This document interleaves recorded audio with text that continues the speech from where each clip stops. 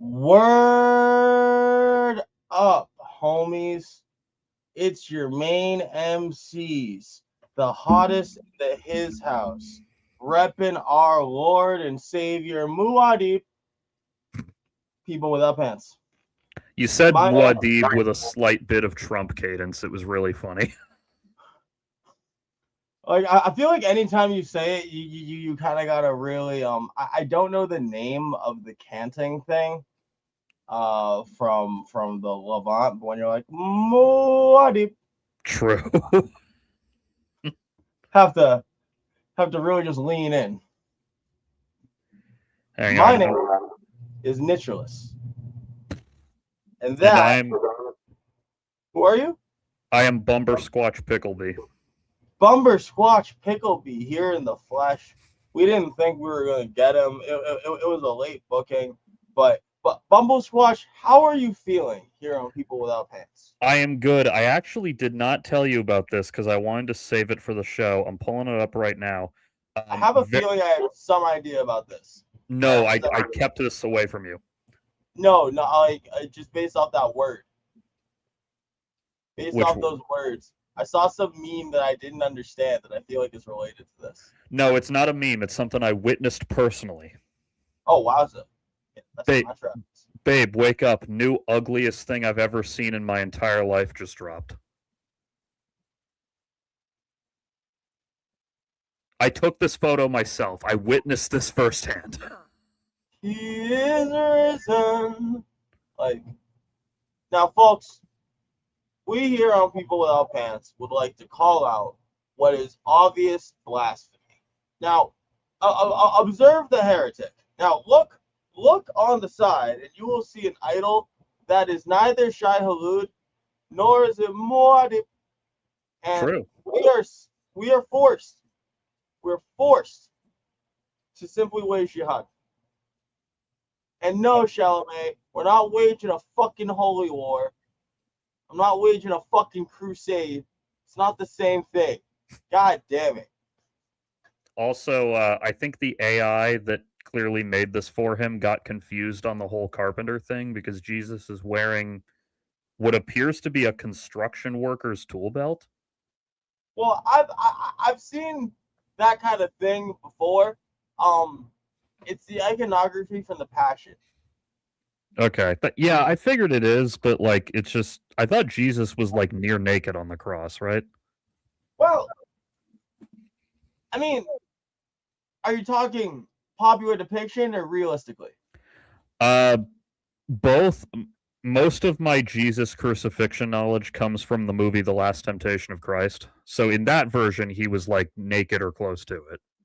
Yeah. So you essentially Last Temptation of Christ is mostly Passion iconography, which is made during the Middle Ages, and it's when you try to get the most visceral that you can.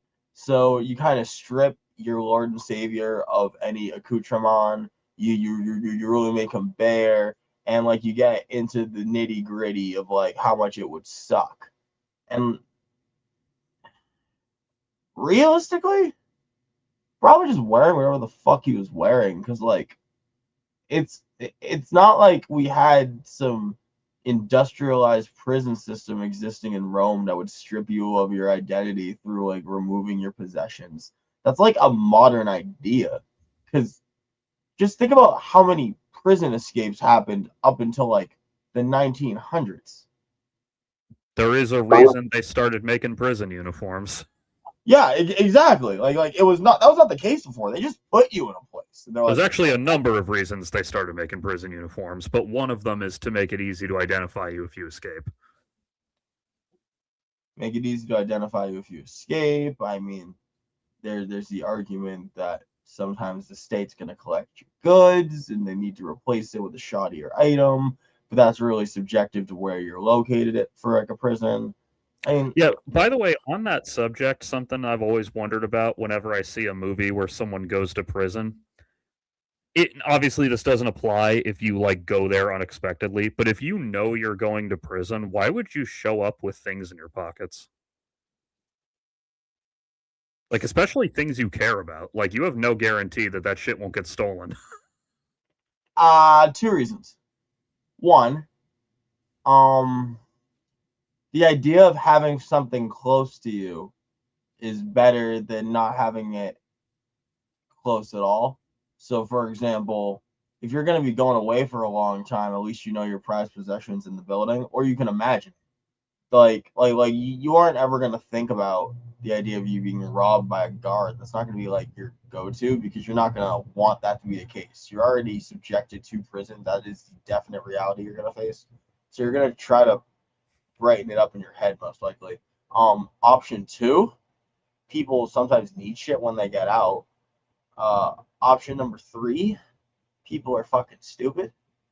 Yeah, well, there's a particular example I'm thinking of, and it's not the only one, but the particular example I'm thinking of is in Shameless, the American version, when Ian goes to prison, which he's not there for long because it's just like some fucking bullshit thing, but you know, he has like the date he has to show up to start a sentence, so he knows when it's coming. And he has family at home who could watch over his stuff, but he still like shows up with his phone in his pocket. Like, why would you not just leave your cell phone at home? Why subject yourself to like 10 more minutes of feeling like shit? Well, he's like in the car with his family, and then he goes straight from there to into the prison. So it's not like he had a chance to play with his phone, you know? The answer to that is it's probably badly written. Well, I mean, really, the answer is just like they needed to show the shot of him emptying his pockets.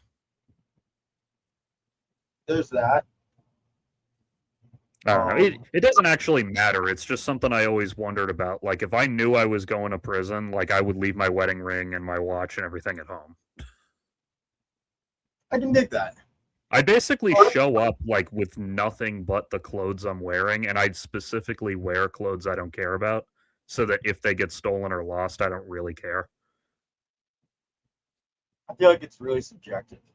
Yeah, like I'd go through my closet finding the T-shirt I hate the most, and I'd wear that. Fair.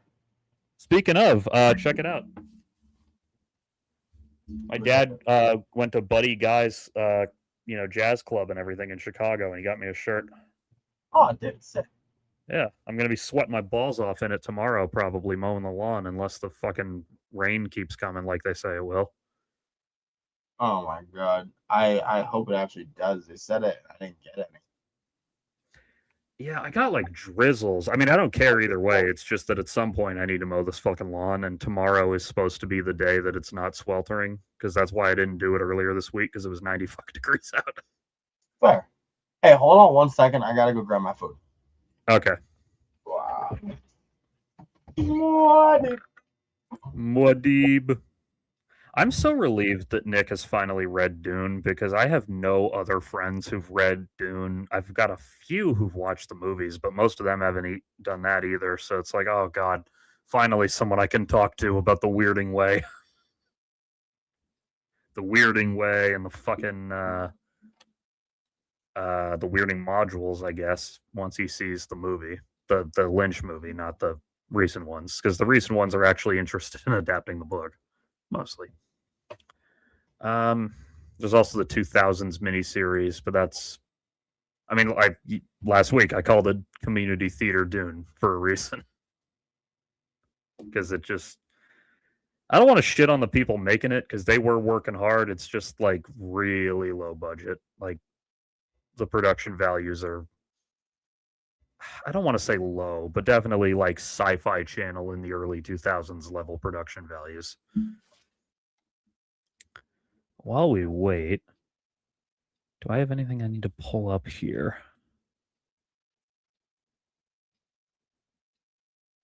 Sorry, I'm late. They close.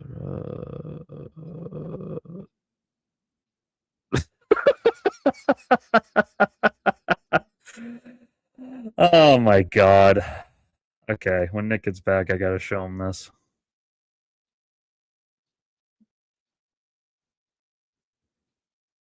Oh my god, that is so fucking funny. No spoilers. Sorry, everyone. No spoilers.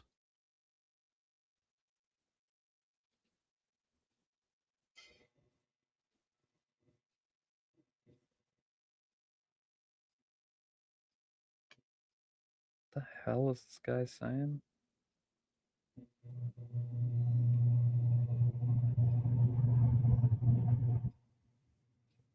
That was a weird noise. I don't know if you guys heard that, but I certainly did. Okay. Yeah, I've read that. Huh. Okay.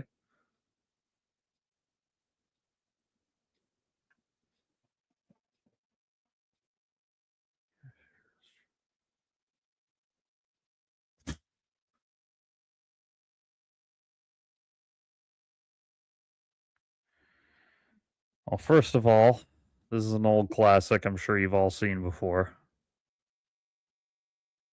But this. Oh my god, people, what is wrong with you? Not this guy. This guy's correct. This person is what I'm confused by. Like, how are you upset about that? Isn't that like the whole point? I probably shouldn't scroll in case there's porn in there. Yeah, my Twitter is filled to the brim with fucking like shit I shouldn't show on YouTube, so I'm just gonna leave it off screen till it's safe.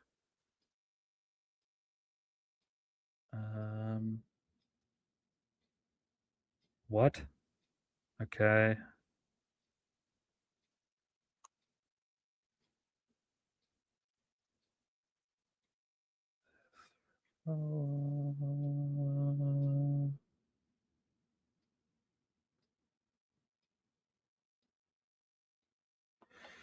Twitter is really weird, man.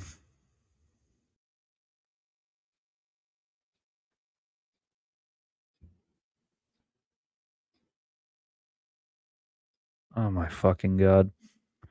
First of all, the contents of this tweet horrify me. Second, it drives me insane that my account is still suspended and still for no reason. Your X account? Yes, that's exactly what I said. I have returned. What are you eating? I got pasta. Hell yeah, brother. Give me 1 sec. I gotta go blow my nose, but I'll be back in like 10 seconds. Ooh, we're playing Swift Swap. Oh, folks, I'm not sure what we were talking about, but either way, I hope it was the greatness of Muad'Dib. Yeah, I've been obsessively reading these books, and we are just gonna deal with it. That's the fun of it all. I gotta say, I am so pleased with Frank Herbert's work. I expected this to be more hype, but it's worth it. Sorry, I wanted to do that off cam in case it got nasty.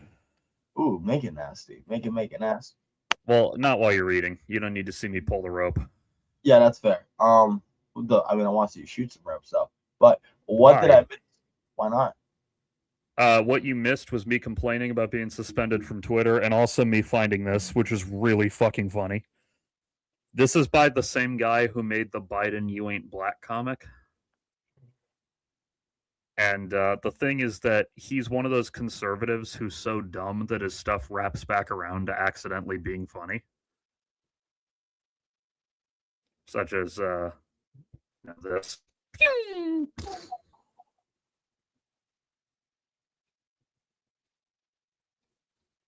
Well, I was amused. I was amused. Just like, this isn't ironic. No, hang on. Sorry, I was messing with the setting. No, he meant this. This guy actually thinks that this is allowed. Like, this guy's actually that crazy. He's like Jack Chick. He's so nuts that he wraps back around to being funny again. Jack Chick, that tracks. Aha. So, I didn't talk about this extensively with you, but I saved it for the show because it's bothered me. What is it? So I watched Voyager yesterday. I watched the one where they find the microscopic wormhole to the Alpha. Yeah. Well, I liked the episode the whole run until the end when they ignored the really obvious solution to their problem. So, for those of you who haven't seen that episode in a while or not at all, the crew is stranded in the Delta Quadrant. That's the whole premise of the show. They find a microscopic wormhole to the Alpha Quadrant. So, since it's microscopic, they can't really fly through it, but they're like, all right, well, maybe we can send a radio transmission. And they do, and it works. And they get a hold of a Romulan, which, that's not great, but hell, same quadrant, will deal with it. And the guy's actually willing to help them out. And he agrees to transport messages home to their families and everything. And then they realize, wait, we can we can sync the transporter beam to the message beam and transport everyone through the wormhole over to their ship. And he even agrees. Well, he says he'll request another ship to do it, but he agrees to do it. And he beams over himself to prove that it works because they're not going to. Yeah, he was like a very helpful, nice guy. But then they discover the problem. The wormhole isn't just through space, it's through time. And this guy is from 20 years ago. So they ultimately, they don't want to fuck with time travel. So they agree to give him the messages and he agrees to transmit them at the right time. And then at the end, they find out he died 4 years ago. So they don't know for sure if the messages ever got sent. It's a great, like dramatically speaking, it's a great ending because not every ending needs to be happy. Here's the problem.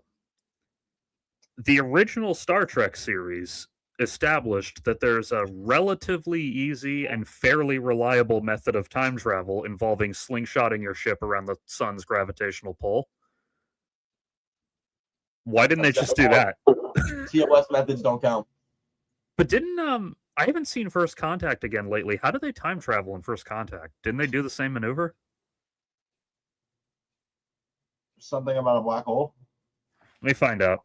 Because TOS did that move many times, including one of the high-budget movies they made only a few years before this. So it's not like it's some forgotten piece of the lore. There. Well, I shouldn't say a few years, more 8 or 9 years before this. But my point is, it's not from 30 years ago. It's from, it's a thing they used a bunch. Oh, yeah, I forgot Jonathan Frakes directed First Contact himself. That's cool, I guess. ILM did the visual effects. That explains why the effects in that movie are shockingly good.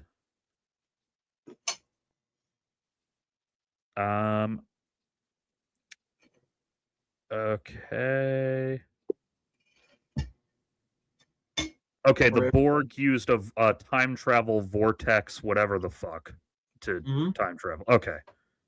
So they didn't use the same method, but there's literally no reason they can't. It opens up a lot of options too often. Well, yeah, and to be fair, Janeway does say that they're afraid to pollute the timeline in any capacity. So it's still somewhat justifiable from her POV to not authorize this crazy jump. But it's want the more realistic answer. Sure. You are entering the crux of Voyager. You're going to see 1,000,001 times. Janeway could just make a couple of different choices and get these fuckers home. And she does it. And she's just going to continue to go on and do more crimes. And then make the same fucking move or similar moves over and over again. That's just kind of what Voyager is. Yeah, and I don't mind her turning down opportunities to go home if they're justified by the story. And I'm not even really complaining about that because character motivation wise, it kind of makes sense she wouldn't do this method. Well, actually, no. Then again, the show doesn't mention the slingshot thing. Harry Kim suggests they go through anyway because being 20 years in the past in their own quadrant is better. And then Paris is like, no, it isn't. No, that's a problem. We're going to fuck with history. But, and I guess maybe the tiniest alteration can alter history, but it's how much can you really fuck with history if you beam everyone over to one Romulan ship? That one Romulan ship does the slingshot to move forward 20 years, drops everyone off, goes back home, and never says a word about what it did. Can't guarantee they're not going to say a word. No, you can't, but like you could make it such that like the Romulan guy was the only Romulan, or hell, he could fake it so that a ship was stolen and just give the crew a ship. No, just like inherently, someone on the Voyager crew is going to say some stupid shit. Oh, I'm not talking about keeping the Voyager crew quiet. I'm talking about keeping the Romulan guy quiet, and that's easy because there's only like one guy. Sure. Someone on the Voyager crew is going to slip up and say some stupid shit once or 20 years ago. Yeah, but that's okay, because then they're back in their own time. He can just warp them to the second after they left. What? If you can time travel to any No, point... they can't time travel. That's what I'm saying. You need to you have to take out time travel as like a fucking accessible thing. That's a problem with TOS. Time travel cannot be a button you hit, because the moment that is a thing, all stories collapse. I mean, to be fair to TOS, it was always portrayed as like difficult to do, which is why they don't do it a ton, but it can be done. Like, you just have to be really good at the helm and like good at fucking maneuvering the shockwaves and everything. Bro, it's a bad idea. There's one episode of TOS, and this is weird for Star Trek, where they're sent back in time on Starfleet Command's orders. Like, before the episode starts, it opens with the Enterprise orbiting Earth, and Captain Kirk is like, Starfleet has ordered us back in time to observe a historical event. Yeah, but they had no concept of a franchise. Yeah, I get that that's like early installment weirdness, but just, again, in their big budget movie from only 9 years before this episode, they used the trick again. So they remembered it, and they welcome it as a piece of Star Trek lore. But that's a movie, and it's a special exception. If they'd just thrown in like one line about, the Voyager couldn't handle the trip after the damage it took getting here. Like, no, right, it can't even be that accessible, dude. Or actually, it wouldn't even be the Voyager if they flew it home. Because that's the thing. Like, if we only ever saw the Enterprise time travel like that, I'd be like, okay, the Enterprise is uniquely equipped to handle that crazy move. But they did it in the Stolen Bird of Prey as well. They did it twice, in fact. One there, one back. It worked both times. And it breaks lore, my guy. I don't know what to tell you. Like, is it really a lore-breaking thing if the original installment introduced it?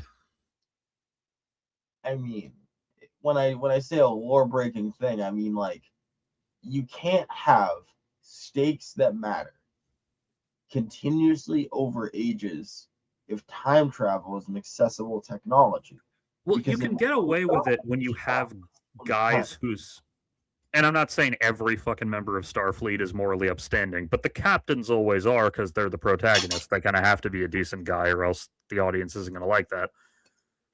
But what about the antagonist captains? Which captains? Just the ones that are used as antagonists. Oh, yeah, but I'm talking like main characters. What do you mean? You can't just talk about them. Well, okay, you'll get what I'm saying. When you have a character such as Janeway, who's very like morally upstanding, in some ways morally inflexible, you could say, at least at this point in the show. So with her, it makes sense that they would not use time travel even to help themselves, because it's like, the time stream, we value it. We value the temporal prime directive or whatever. So like it's more defensible there when you have guys whose whole thing is following the rules. Not really, because everyone's got spaceships, but it doesn't matter about like what one random group of people think is an arbitrary rule. If you introduce an accessible time travel technology, your stakes go kaput. Well, that's the thing, is that they made it clear with this, at least with Voyage Home, that like it's accessible in the sense that it's theoretically possible, but it's really dangerous, which is why people don't do it very often. People do so much dangerous shit all the time. Yeah, maybe the real reason the temporal investigations guys hate Kirk isn't because he time traveled, it's because he did so using the crazy way. See, I feel like they hate him because he did it and didn't fuck up, and that's like, it's like, okay, you like know those PSA movies Yeah. where like dude is driving in a very stupid way, and then like here's his body, and like you like see the really fucked up gory thing. Imagine that, where like the guy's driving 90 miles an hour, hanging out, like fucking joyriding, hops on the fucking hood, hops back in the car. And they're like, and look at him now. And it's him tap dancing now, doing the same thing. Like, Yeah, Kirk is the guy who actually does drunk better when he's drive. yeah, like that. And it would piss everyone off to no end because the rules need to exist. But this guy, I don't even want to talk about it because, like, what the, like, this fucking guy, like, what the, honestly, I'd be willing to bet the bulk of their hatred for Kirk comes from the events of Star Trek 4, because all the previous times they time traveled, they at least tried to fucking keep things contained. But in Star Trek 4, they just wipe their fucking ass with time travel rules. I really just look at it as, like, a guy, okay, like, there's a guy who survived, it's either 2 or 3 plane crashes. I've heard of that guy, yeah. And, like, if you were the dude who had to investigate plane crashes, you'd hate that guy. You'd hate that guy. You would hate that fucking guy. Because, like, do you know how complicated my life is? Because of him. And then they start asking me questions like I'm involved because he keeps surviving a fucking plane crash and I keep fucking having to be here. Like, yeah, no, I really think they just hate Kirk because he does it.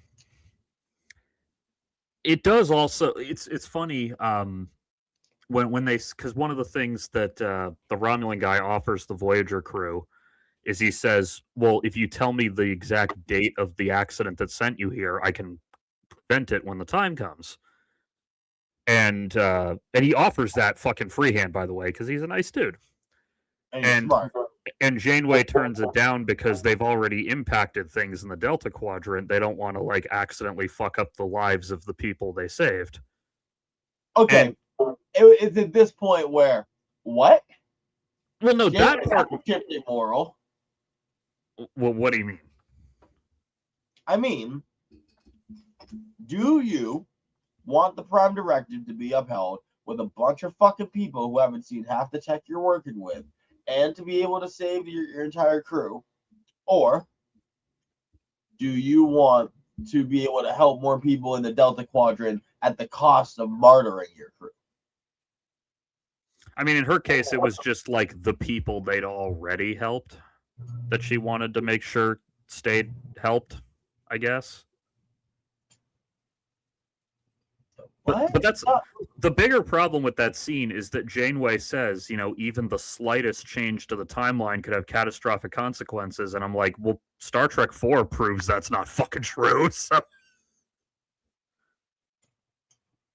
I also gotta think that, like,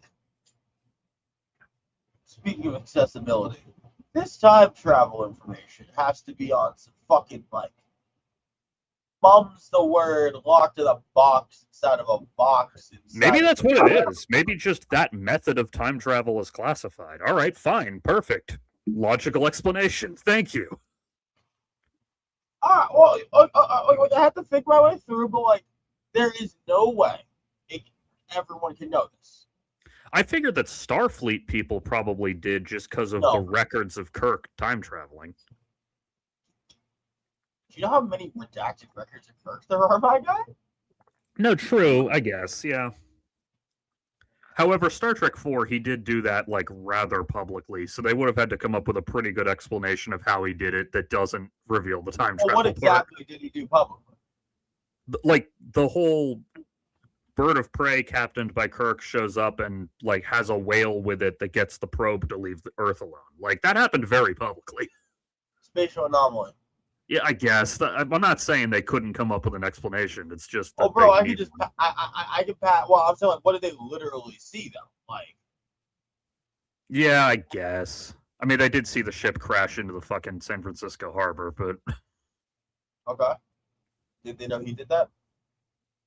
I mean, they knew that Kirk was involved, but yeah, that was about it. I mean, did they know? Apparently, actually, I haven't seen it yet, but apparently in Picard season 3, when they need a cloaking device, the one they use is the one from that bird of prey from Star Yeah. Trek 4. That amuses me at least. Now that I'm thinking about it, Picard really just like made mini Benny Gesserits with that one fucking group. Which one? They're Vulcan women, priests, monks in the desert doing kung fu and only fucking like telling the truth. Wait, is it telling the truth? I might be thinking of a different thing. But You might also be talking about a part of Star Trek I haven't seen yet. well, have you seen Picard? No, I know some of the stuff that happens in it, but I haven't actually like watched a whole episode. Do you like know the members of his crew in the first season? Not really, no. There's like a Vulcan. I think he's a Vulcan. But he's like the only guy in this group of women priests nuns in the desert. Okay, yeah, I can see the Dune connections there. And I'm just like, okay, that was offhand, but y'all like some aesthetics. I will say you can't accuse them of plagiarizing the Dune movies because they didn't exist yet. But you could potentially accuse them of plagiarizing the book. Picard? I doubt they did. I'm just saying. Well, no, I'm saying the movies were out. The first season of Picard came out before the recent Dune movies. But the recent movies wouldn't be where they would get the fucking. Weren't they doing kung fu in the desert before on TV? I mean, it wasn't kung fu as much in the TV version. It was more of like that super speed thing I told you about, which looks kind of silly the way they did it. No, I'm not saying that it's impossible they plagiarized Dune. I'm just saying that if they did, it would have to be someone who's like a relatively deep cut of someone who's actually read the book. Because now that the movies are out, like a ton of people who've never read the book know Dune because of the movies. Fair. It's funny. It was just on the list forever, and I'm like, I just got shit to do first. Yeah, I know the feeling. I'm like, I just don't wanna. I'll get to it, folks. I just don't wanna. There are actually one or two changes from the movies that I like better than the version from the book. I won't say what they are till you've seen the movie, but I'm always a fucking purist when it comes to this shit. I usually am too, but every now or sometimes it's like they changed it not because the other was bad, but just because like it's a movie, you need to portray it a little differently, and like that's fine. But there's one or two changes the movie makes where I'm like, okay, that's actually like more clever than what the book did. I mean, I'll check it out. I'm sure it'll be interesting. It's a very, very straight adaptation of like, especially when you watch both together or in relative close proximity. Like they cover pretty much the whole book. Fucking cruising through Children of Dune, man. Yeah, they did make the TV version of that, so I saw that, of course. But I'm so excited to see the movie version of Messiah. Epic Twin. Well, that's more like children, but yeah, Messiah is, they're in the utero for pretty much the whole book. Whoa. Yeah, but interesting. Yeah, but the whole point is there's two of them. Yeah, even if they can't get Villeneuve back, I really hope they make more movies after the movie adaptation of Messiah because I need to see that fucking worm in live action. Don't you say more. I haven't gotten to him yet. No, you already know about it. I'm just saying I need to see a live action rendering of that.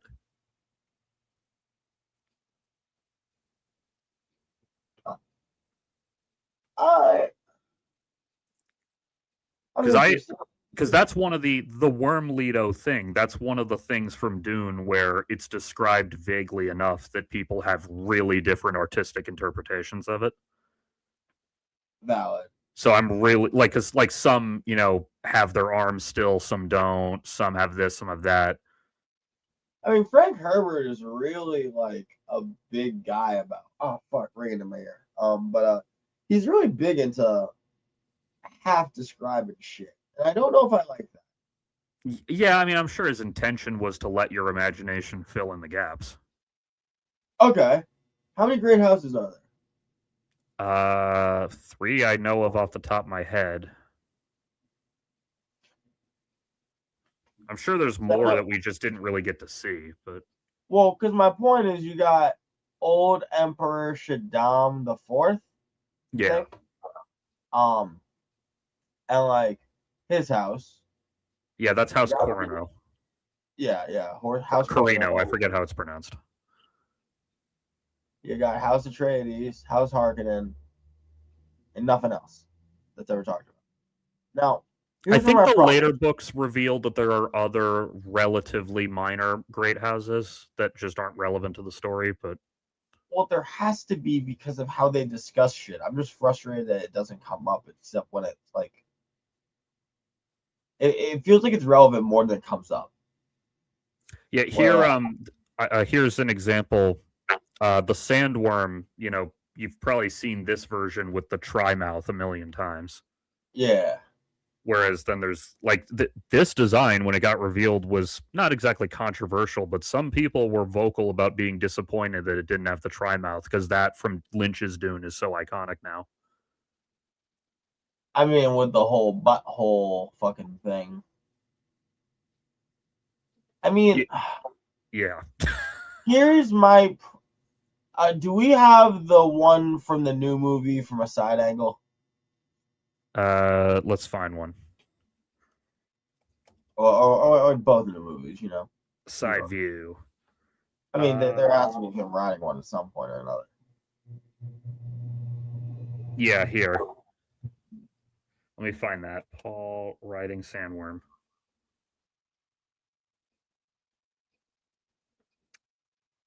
I mean, I'm finding all the close-ups of him riding it. Yeah, I need to see one of these from the side because I'm sensing a problem. Let's see. Are any of these useful enough for you? Yeah, kind of. So they're not really big on the whole ring segments, huh?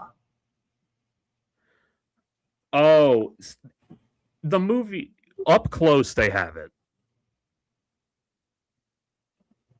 I mean, okay. Like, it's hard because they're so fucking big. It's hard to pinpoint it on a full image of them. But no, like they do very much show the scene of Paul like learning how to hook the hook into the segment and everything. Yeah, but does it show like the worm trying to not get its fucking like self all sandy and shit? I mean, we don't get the worm's internal monologue explaining that part, but no, we do see that scene, yeah. I just want to see a physical representation of what was explained happens. Oh, no, you'll get that. Don't worry. Like, there's huge segments of that fucking worm riding scene that aren't even shot with CG. Like, that's a guy on a real fucking gimbal machine and everything. No, because I don't really give a fuck about him riding it as much. It's just like, I'm like, seeing that worm having the reaction, being like, oh, fuck. Yeah, no, don't worry. Anything you liked in the book, there's almost 100% chance that made it into the movie well done. The only reason I didn't say 100 is because there's like 1 or 2 scenes that get cut for time, and like maybe one of those is your fucking favorite scene in the book, and you're gonna be mad. But who plays Gurney again? Josh Brolin. Can Josh Brolin sing? Better than you'd think he could. Okay. I mean, Gurney Halleck's skill is on the instrument more than it is vocal, but like there's a scene of him singing and he's reasonably good at it. He wrote the song himself too, because they just needed like a 30-second long song that's not from the book, so they were like, just make something up. So he wrote like a little 30 seconds worth of song as Gurney and then sung it. Huh. That's interesting. Yeah. There were more scenes of him singing as well, but some of them got cut for time because the movie was fucking 3 hours long. But I just need a nigga shredding on a battle set. you will get that. Don't worry. That's what matters. What else did they?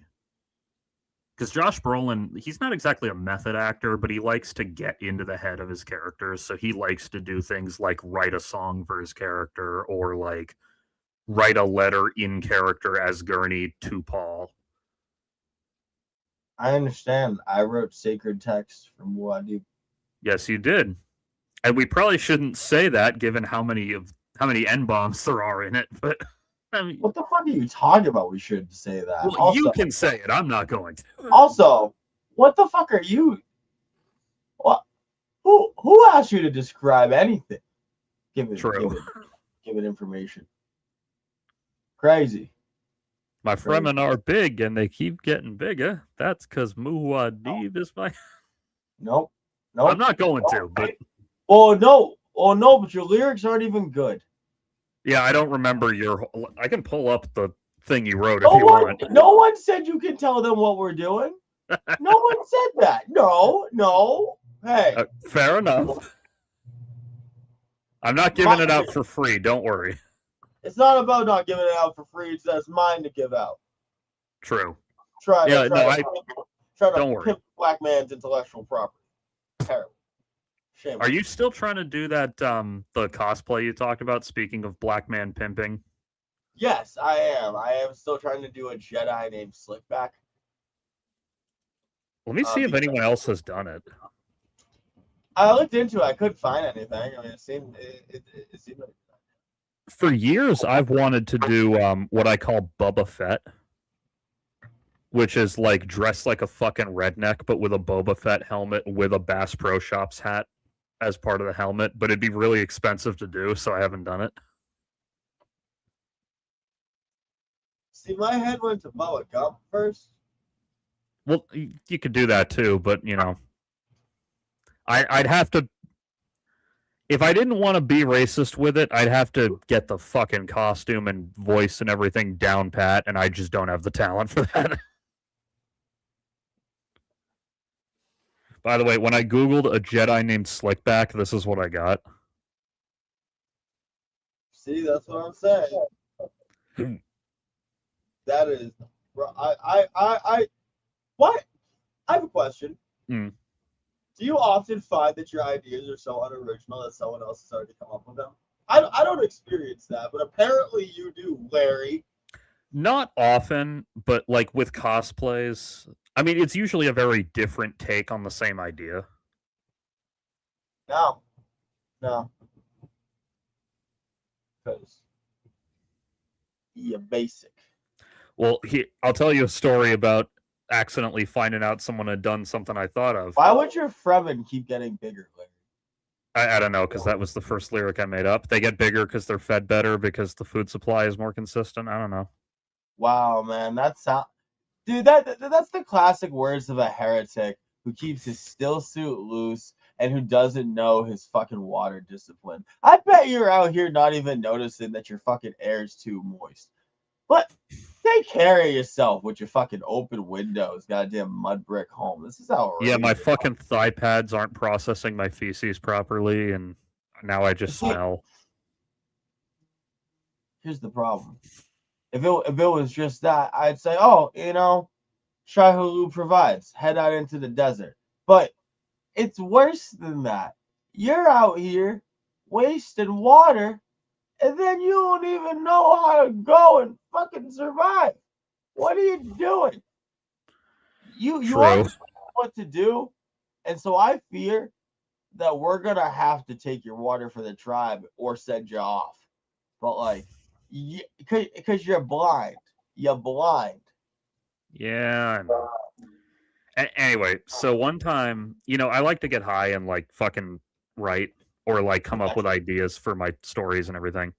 Possession, send them back out into the desert. Jesus fucking Christ. Like, so one time I was really stoned and I was trying to write this scene for my script, this like kind of tense like standoff between the killer and the hero and everything. starts as a verbal sparring and then turns into a gunfight type of scene. And I'm thinking of how to write that, and I'm like, oh, I could do the coolest thing where like the badass guys have their guns out and they're prepping a raid and they kick down the door and then they realize it's the wrong house and then it cuts to the unprepared hero at the right house. Oh, that's brilliant. And then I'm like, wait, that's Silence of the Lambs. They did that in Silence of the Lambs. Fuck. I saw a drug dealing movie that did that like the other month. What was it? Oh yeah, I'm not saying Silence of the Lambs is the first movie to ever do it, but this scene is already vaguely similar to that movie, so putting that conceit in would just make it plagiarism. I mean, you could include your Imagine Dragons parody about jacking off. Oh yeah. So when I was like 16 one time and bored in class with nothing to do, I wrote a parody of Radioactive by Imagine Dragons about jacking off. The worst part is that you picked Imagine Dragons. That's what we need to start. Oh, I hate that fucking song too. It's just that at the time I wrote it, that was like the big hit song on the radio, so I was hearing it every single day. What genre is Imagine Dragons? Slop? I don't know.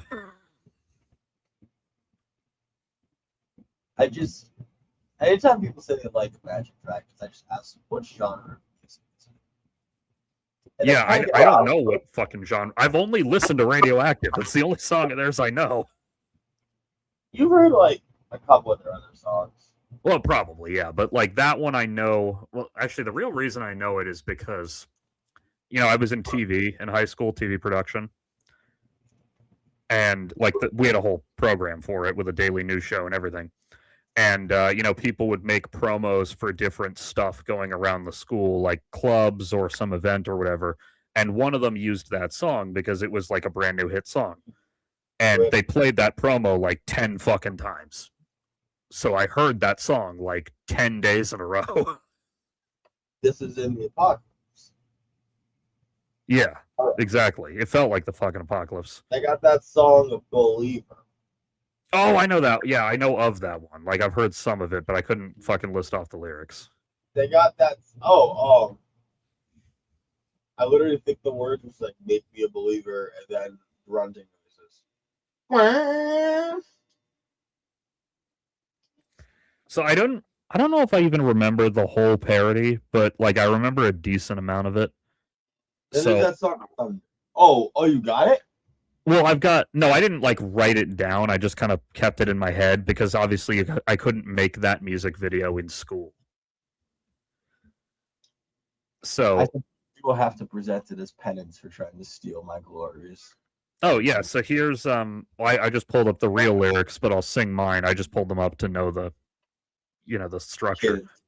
It's Tuesday night, parents are gone. I'm about to get my whacking on. I locked the door just in case. Whoa. Grab my lotion, shake it up. Grab my laptop and turn on Pornhub. I'm jerking it to MILF gangbangs. Whoa. I'm whacking off. I feel it in my dick. Gonna make these tissues stick. Welcome to my bedroom. To my bedroom. I think that's all I wrote. Folks, can we just point out he claimed that was from like 15 years ago? Well, 10. But I generally remember ideas I come up with. What? How old are you?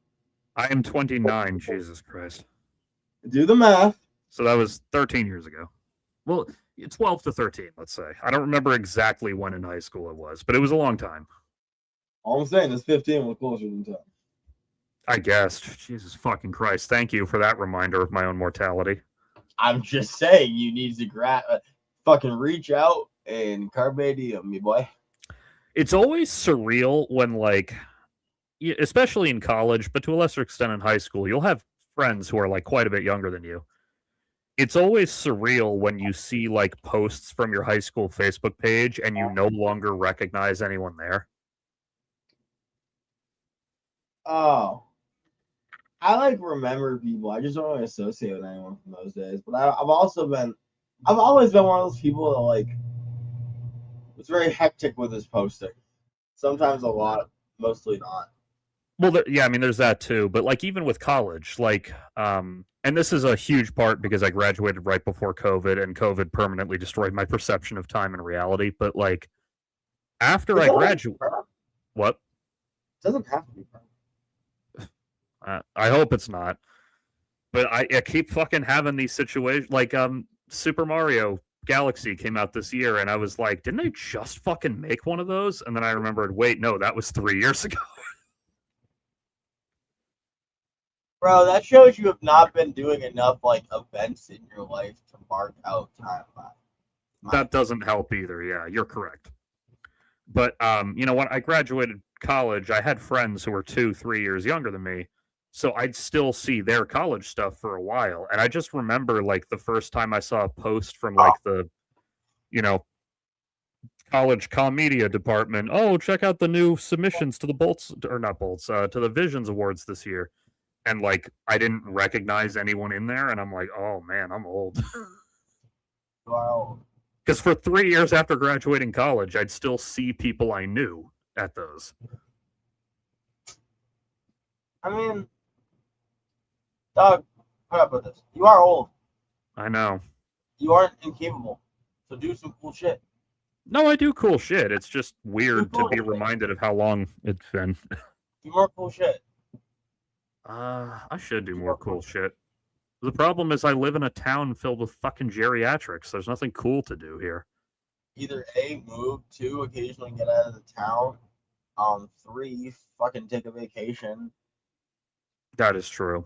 I did that last year for my friends. It wasn't a bachelor party. It was more like a bachelor extended weekend, but ooh, strippers and no, we all made that joke, but he doesn't care about that shit. So no, it was a 4-day thing. So we went zip lining, we went to the beach, we went to some comic book stores. Like we did a bunch of shit. How about this? He doesn't care about the strippers. You all went to the bachelor event and then just like decided to hang 10. Wow. I fucking pray that anyone who comes to my bachelor event is not so lazy. Well, it doesn't help that it doesn't help that of the 5 of us there, 1 was married, 1 was engaged, and 1 has a serious girlfriend he's had for like 7 or 8 years. So there were only 2 single guys there, and it's like, all right, well, are we gonna get strippers for 2 guys? Question. Are any of them art curators? Depending on your definition, maybe. Are any of them professional art curators? Not professional, no. Okay, what pun are you queuing me up for? It's not a pun as much as like, does that mean you guys can't go to the museum? Yeah, okay, yeah. We could have hired strippers. We just didn't because none of us really. I've never understood why you hire a stripper because you're not, and like I'm not faulting strippers. Get that bag, lady. You've earned it more than most of us have. But like, I've never understood why you'd want to hire sex workers you don't get to then have sex with. I mean, sometimes you do, sure, but like officially you can't. Like, I'm gonna be 100% real with my answer to you, dude. Okay. You're fucking overloaded with goon content. That shit's too accessible to you, bro. Well, see, that's the thing is I'm nowhere near as overloaded as I could be. That's his name is James Cameron, the greatest pioneer. A budget too steep, no sea too deep. Who's that? It's him, James Cameron. Raise the fucking bar. What are we doing here? Like, I get what you're saying. Like, it could be worse, but like, here's my take. Titties are great, you know. They are, and I can appreciate some titties a multitude of times. And as long as it's appropriate, that's okay. Fuck. The thing about a strip club, it is the consensual, appropriate time for you to get your ganders at some titties and such. Oh, that's not what I mean. That, like, a bunch of people have the internet and you're all anti-social contact and, like, we don't see a value to this. But I don't know. I've seen so much rhetoric in, like, the past couple of years that's, like, anti-strip club. And I feel like it's almost willfully ignorant. Like, listen, I'm not, like, strip club's biggest soldier. I've only went once. That was for a fucking ex, if anything. Like, it's just kind of like, to me. But No, that's how I feel. Like, I'm not judging anyone who goes. It's just I always thought it was weird that a masculine group activity was to go and get boners together. Are we okay? Why are we so cut off about our sexuality that our only experiences with it is the full expression through the intimate action and then nothing else? Look, I'm not judging anyone. I'm just saying that if I'm getting fucking rock hard, I want to be able to do something with it. That's fucking dog. What the fuck? God forbid you have a boner you don't use. That's no, I don't mean like I've ever heard it. No, I get like I get partial boners that I do nothing with all the time. But when you're at the strip club and she's like grinding on you, like you're gonna be rock fucking hard, assuming she's not hideous or off-putting or something. So well, then, like, what? I don't do anything with it.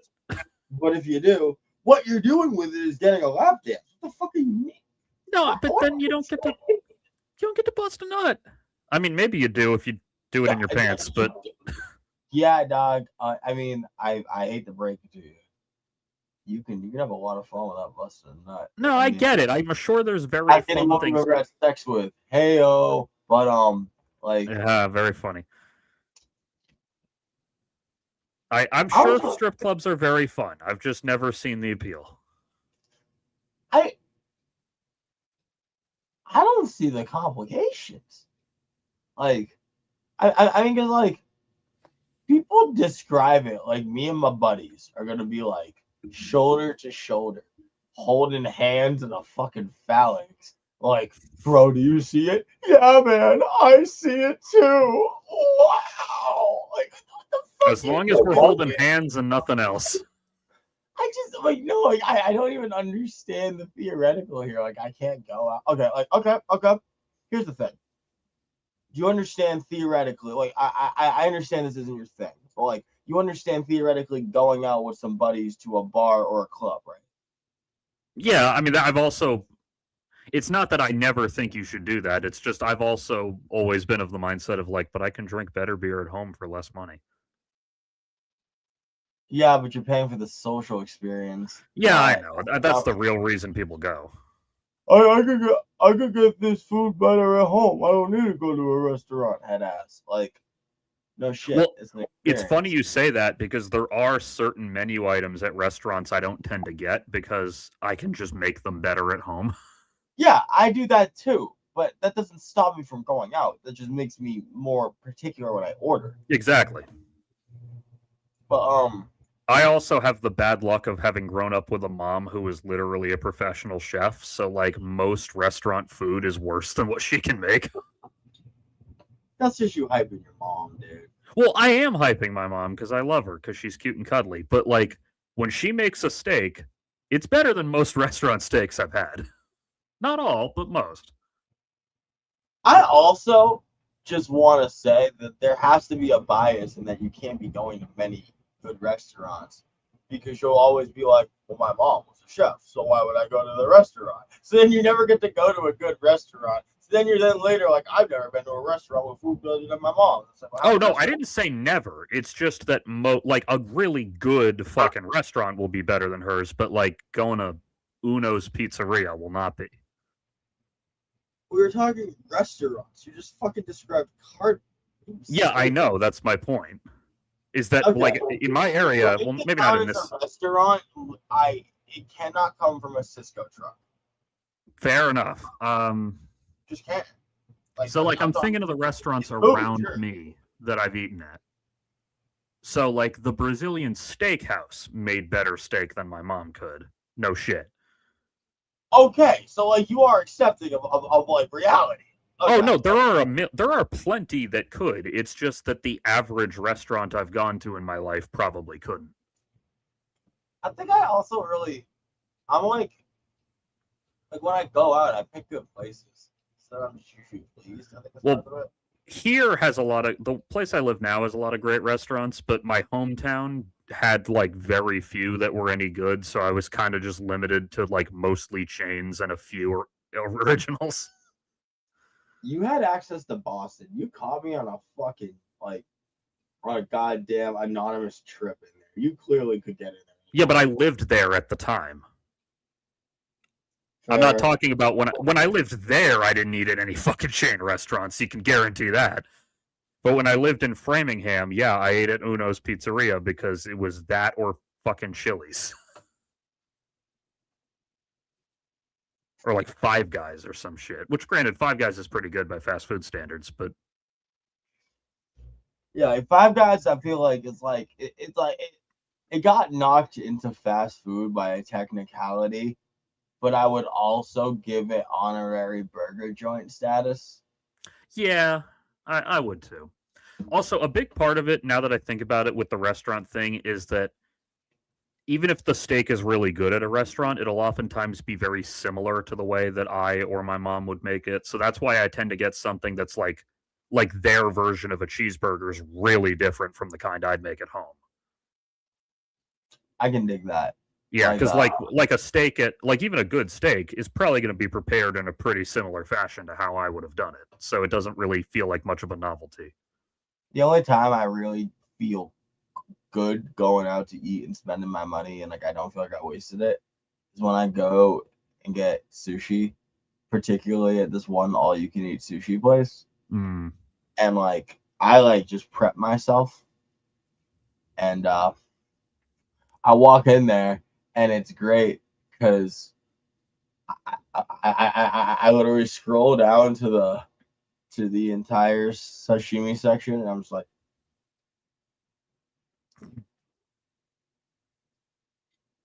yeah, that. And then I also want Same. and Dude, dog. it's I really could tell good. they were frustrated too because like okay, so you know eel is hard to prepare, kind of. Yeah. The table might have been up to like I want to say like 9 orders plus a roll last time. You want to hear a funny story about that? Actually, on that trip to Maine, the bachelor trip. What? It was only 7. It's fine.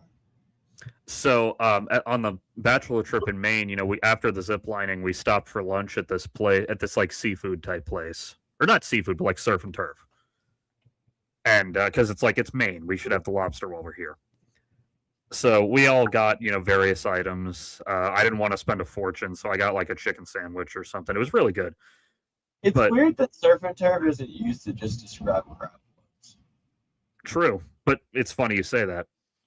So one of our friends who's with us had never had a lobster roll before, and he didn't really know what a lobster roll was, so he ordered it. And it was, chunks of lobster on a hot dog bun. And he's like, that's all it is? And we're like, well, yeah, what'd you think it was? And he says, I didn't know what it was. And I'm like, you spent $30 on a fucking menu item. You didn't know what it was? No, I'm on his team for this one thing because I understand the thought process. I do too. It's just like $30 is too much to spend on a gamble. Okay. You say a gamble, but like it's a set of words that whenever you're at any beach you see. Yeah. It's a set of words that's on a bunch of menus. And at the really nice places. It's a set of words that inspire confidence. Yeah. And it's not like, oh, this place is one-off weird shit. It's like, it's a thing you know exists.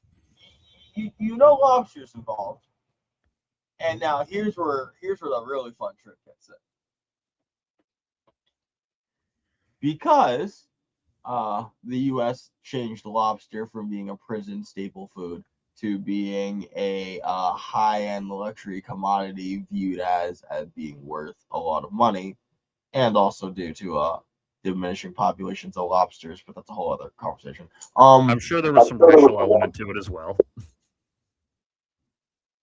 That actually just kind of falls more in line with the prison. Yeah, that's what I mean. I mean, yeah, but like, what you also have to figure, it's not like there was like particularly black coastal populations isolated in America. So like what are they gonna go after the fucking pirates? Because if they do that, then they're pissing off all the Boston boys, all the Florida fucks, and like you don't want to do that. I always think about how like fried chicken used to be this like, you know, low class poor people food, but then black people made it taste so good that now rich white people will drive to like really fancy expensive fried chicken restaurants. I actually just watched a documentary about fried chicken. Hilariously, that's awesome. But with lobster, it's like you. It currently has this appearance of being a high end, fancy item.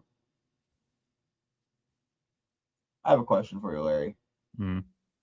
Imagine you're a random person, because I know that you are. I am a random person. Yeah, but you're weird, and like you'll Thanks. know what I mean. Like you'll get to the answer, and like you'll be like, well, I would, and I'm framing it this way because I know. All right, I get what you're getting at. So like you're fucking Joe Schmo on the street. Do you want to feel like you're not capable of being a high class individual or liking nice things? I'd imagine most people would not enjoy that. That would hurt your self esteem. So you inherently just want to think, well, it's expensive, it's good, it's fancy, it's for me. I got the money to do it because I'm moving up in the world. So it's just it's my time for my lobster roll. And then you get it and you're like, what? And then you have to explain gentrification to a person. Because like that's really where this conversation leads. Where it's like, no, so like a lobster roll is actually a really easy, applicable way to take the lobster meat, throw it onto a roll, which if you're in New England, you know we have a special thing with hot dog buns. That's a thing up here. And so you take your really accessible hot dog bun and you throw on the fucking meat that it's like super easy as fuck to do. You just threw it in the water and fucking went off and did something else. And look at that. Everyone on the team's got lunch now and we can go and do some more fucking shit. And like also because you want to give it a little bit of like grease, you fucking throw some mayo, like a little bit of mustard in there. You make a little salad of it. And it'll be nice. Now, folks, think about this. People ain't spicing shit no more. They spice shit the least they can. So you're gonna get what you fucking think about. Lobster, tiny bit of mayonnaise, thrown on a hot dog bun. It's not a terrible thing if you just want a working man's lunch. Now, that was how my friend described it. It was like, yeah, it's all right. Bro, it's a great working man's lunch. I love me a lobster roll. The problem is what lobster is in the ideas of people. It's gonna be really funny. Lobster rolls are like diamonds inside of fucking disc readers. They're cool workhorses. They get the job done. But unfortunately, the Bears, fuck you, the Bears, is out here taking diamonds and putting them into vaults and then isolating the fucking quantity and allowing the price to be jacked up while they intermix their blood diamonds, thus leading to diamonds are a girl's best friend marketing, being able to convince every fucking American that you're not able to get married without one. Yeah, the fact that it's considered like normal that you spent 3 months housing cost on your girlfriend's engagement ring, like just plus now normalize not doing that. But first of all, think guys, everyone used to get married because of social stigma. Yeah, or everyone used to strive for it anyway. They pretty much all did eventually. They just might have a cheapo one. And like I know someone's gonna be like, my grandma, my cool fucking insert relative. I'm not talking about them, and you know what I mean. Don't Yeah, take we're that. talking about like average run-of-the-mill unremarkable people here. Don't take hyperbole and be willfully ignorant of how rhetoric works. Like, bro. But everyone was trying to get married and spend 3 months. I want you to just like try doing that math for a bit and blow your head when you realize how much money was going in to this company that was getting essentially free rocks. Yeah. And I say free rocks for 2 reasons. One, they're just in the ground. You just kind of just get them, and you don't have to like process them. I mean, Yeah, like wash them up a little, maybe. That's about it. I mean, obviously lapidaries and shit exist, but people they sell the diamonds raw. So like, Yeah. That's a whole other industry. Yeah, the phrase uncut gems comes from this. Fuck you, Adam Sandler. I mean, that phrase has existed since long before that movie, but okay. Oh no, absolutely. It's just no. He left so much trauma in my heart from that. When I hear uncut gems, fuck you, Adam Sandler. Because like, god damn it. By the way, before I forget, like, do you ever see the movie Green Book? Yeah, I actually just rewatched it like a month and a half ago. Okay. Yeah, I was gonna bring up the whole like fancy fried chicken dinner thing.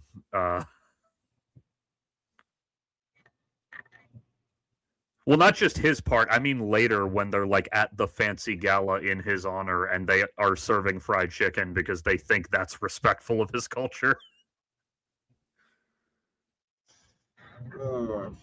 That's one of those movies that should have sucked balls, but just through its own good luck had two of the best actors on earth as its two leads carrying the fucking movie.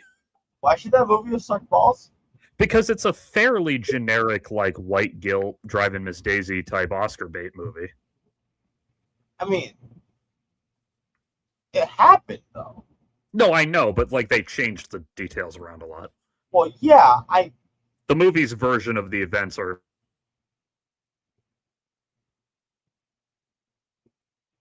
You paused. You're stuck. Unfortunately, like Muad'Dib, you are trapped beyond the walls of time. And as such, we must focus on the now, keep moving as the ones who are left. Listen here, this guy's a big old hater on Green Book. I have genuinely no idea why that just happened. Go through it. Anyway, what were you saying? It actually happened. I mean, it's, don't get me wrong, it would be a little nicer if we had some more conflict, but like, I think the movie was generally cool. No, I do too. I'm just saying that if it didn't have two of the best actors leading the movie, it would have been a way worse film. But did you call it a white guilt movie? Yeah. What does that mean? That's like one of those movies made by white people whose purpose is, look how bad black people got treated. That really sucks. Please give us an Oscar.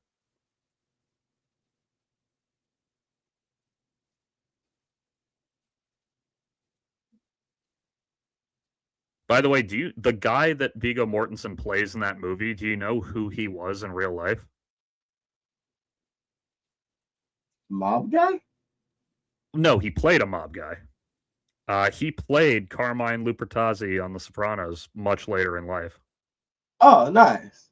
Yeah, no, his acting was a thing he got into later on. He just had the jobs that he was depicted as in the movie. Yeah, exactly, A for effort. The Blind Side is the ultimate fucking white guilt movie. Oh, okay, well, like, Patient Zero for this phenomenon is probably Driving Miss Daisy, but movie is reasonably good, so I can't shit on it too hard. See, I feel like it really depends on like what position you put the most prominent black person in. Because Michael Orr is a fucking, like, he's not respectable at any point Yeah, during exactly. the film. But, like, even if you didn't have what's-his-face playing the black guy in Green Book, the character is inherently someone deserving of respect. Yeah, it's not like if you cast worse actors, the movie would have been like the worst movie ever. It's just that if you had cast generic actors, I would have watched it and gone, and then given it 3 stars and then moved on. Okay, yeah, true. Because, like, every year they make one of these movies, and most get forgotten by history, frankly, including Green Book a little bit. I really like the one scene where he's like, "No, fuck it, I'm gonna show you guys how to fucking play this fucking piano." Tchaikovsky, bitch! I love that fucking Viggo Mortensen is racist but not homophobic. Like, that's the funniest type of guy to be in that era.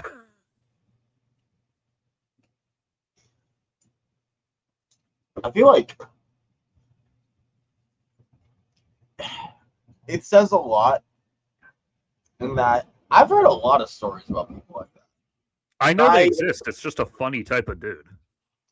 Well, I think the logic is low-key like anyone in my family could be gay, but they couldn't secretly be a nigger. I mean, you never know for sure. There could be some ancestry you don't know about. Oh, here we go. Larry's defining what a nigger is, folks. He picked up the shovel, and now we would like to hear what he has to say.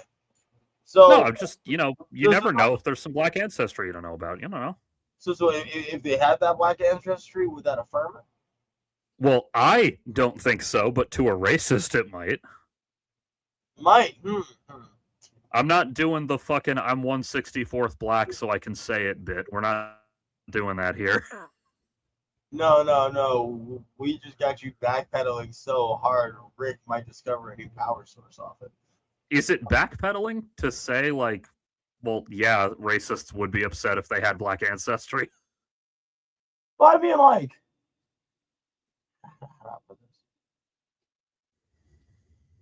I just find it interesting when sometimes I hear people be like, "Oh, well, that word, like, it means a specific kind of person," and sometimes it's like, "Well, it means like this kind of person, and they act a certain way." If you're Chris Rock, maybe. Yeah, if a black guy makes that argument, I'll at least hear him out. I'm probably not going to agree, but I'll at least hear him out. If a white guy makes that argument, I just know what he is. Oh, no, I've heard like old white people try to argue how it's different. I just think no one should say it. No. The old, a white person can be a nigger too. And it's like, what are you fucking saying? What are you defining this as? You always have Italian slurs, goddamn right. Also, Mahershala Ali did technically play Blade in a voice role a few times. Or he played him once, and then they used his likeness another time. I still think eventually they'll probably shit out at least a cameo from him as Blade. It'll be nice. Yeah, I don't think they're ever going to, like, firmly get him back on board, but I think if they throw enough money at him, he'll go, fine, I'll show up for one day to shoot a cameo. I do kind of feel bad on the Italian slurs front that, like, also to wrap it around to the Mario movie, that, like, one just kind of got popularized by the Japanese into, like, a thing that you don't even know what it is anymore. By the way, did you know that some of the costumes they developed for the Blade reboot that wound up getting shelved later got used in Sinners? I did. Yeah, so technically speaking, the unmade Blade movie won an Oscar. No. Very technically speaking, because they won an Oscar for costume design for that movie. But technically speaking, curation and, like, other things come into play. True. No. It genuinely breaks my fucking heart that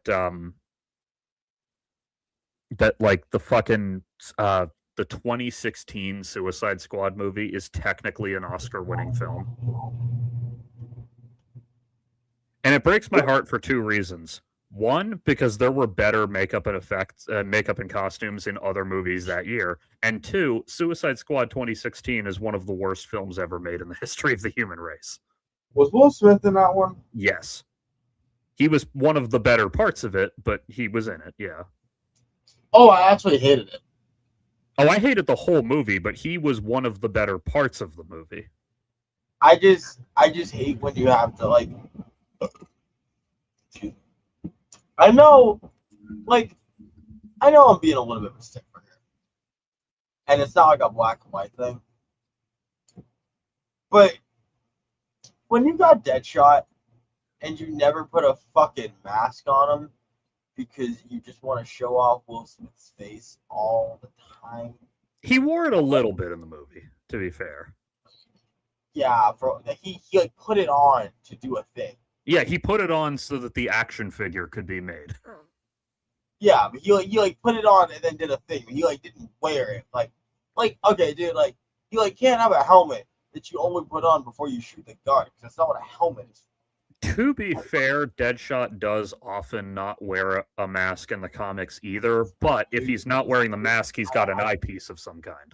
I knew you're going to stick for it, and that's why I said I know it's not this black and white. I was ready for it. Yeah. But still, you know what I mean. It was very actor face first, accurate character representation second. That's a problem with a lot of superhero movies, to the point that Wolverine. Well, I know you haven't seen it yet, but the new Spider-Man movie, one of the things it got praised for was the fact that Spider-Man actually spends almost the whole movie wearing the fucking mask.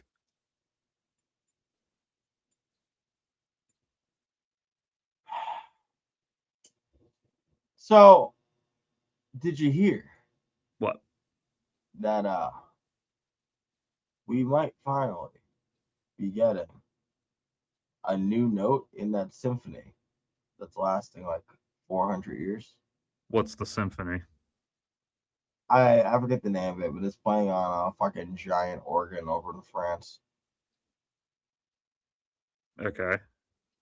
I don't know what this is in reference to or how it relates to Spider-Man's mask, but it relates in that when something goes extremely slow and it's so out of sync with your life, while I can understand the theoretical impact, I'm just in no way emotionally moved by it.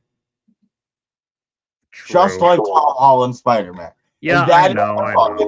Well, no, I mean, that's how it relates, dude. Yeah, I'm not saying you have to love the new movie. I'm just saying that one of the lessons they learned from previous Spider-Man movies was, oh, he takes his mask off too much. How long does it take them to learn a lesson, though? True. That part is true. Though, again, in their defense, the Andrew Garfield movies had that problem, too. So it's not like Tom Holland invented the problem of Spider-Man always taking his mask off. You're not wrong. And I understand that, like, for certain big moments, you need to see the actor's face. And, like, even the new movie, for the really big emotional beats, he takes the mask off. But, like, in the previous, especially the Avengers movies Spider-Man appeared in, he almost never fucking disguised his identity. But this movie is all about him disguising his identity. That's fun. Also, regarding Deadshot, I really loved the way Arrow did his fucking eyepiece thing. Because in his first appearance, he doesn't have it. He just, like, is a normal guy who uses relatively normal guns, but, like, slightly customized. And then in his first fight with the Arrow, he gets blinded in his right eye from an arrow. And I'm not a stickler that he has to be, like, dark-skinned or anything, because you have to look so fucking much like a Hitler fanboy with that. Well, that's what Deadshot used to look like before they cast Will Smith as him. For some reason, I'm thinking of the comic book. Yeah, in the comics, he was always drawn looking like that. No. Sorry, not comic book. Fucking What fucking animated movie am I thinking of? Several, but he always pretty much looked like that. Nah, he looked like a Spanish dude. Oh well, yeah. I mean, they gave him facial hair, so he didn't look like fucking white, but he didn't look non-white either. But like, this hair is like, it's not just about his skin tone. It's like this guy is like white. Like this guy looks like either like a proud Aryan or like he fucking subscribes to something with Turner in the name. Well, I mean, he is a villain, so that works. The scene where his mask comes off via nanotech in Endgame lives rent free in my head. I absolutely hate it. It's just to show off the actor. You know what? At least there, it's the machine doing it. It was fucking even more annoying when Andrew Garfield would drop down and then pull it off manually with his hand. Why did he do it though? Well, that's the thing. When he doesn't do it with his hand, you can at least imagine, oh, well, the suit just did that. Well, no, I'm like saying like what's happening in that scene. Well, the problem is that very often something is happening where he shouldn't take the mask off, but he still does. Like what? What's that? Give me a specific. Like when the lizard is there and he's like, drop down. Dr. Connors, you have to stop. There's no reason for him to take off his mask to do that. Dr. Connors doesn't know who he is. He doesn't? Not at that point in the movie. Later on he does, but... I thought Dr. Connors knew it. Later in the movie he does, but this is the scene I'm talking about is before that. Then how do you recognize him as Dr. Connors? Well, he knew Dr. Connors was turning into the Lizard, but Lizard did not yet know that Spider-Man was Peter Parker. But he knew Peter Parker, the person. Yeah, he'd met him like once or twice by that point in the movie. So hence, look at Peter Parker's face. I guess. I don't know. So in other words, like he's a reason as a person to do it.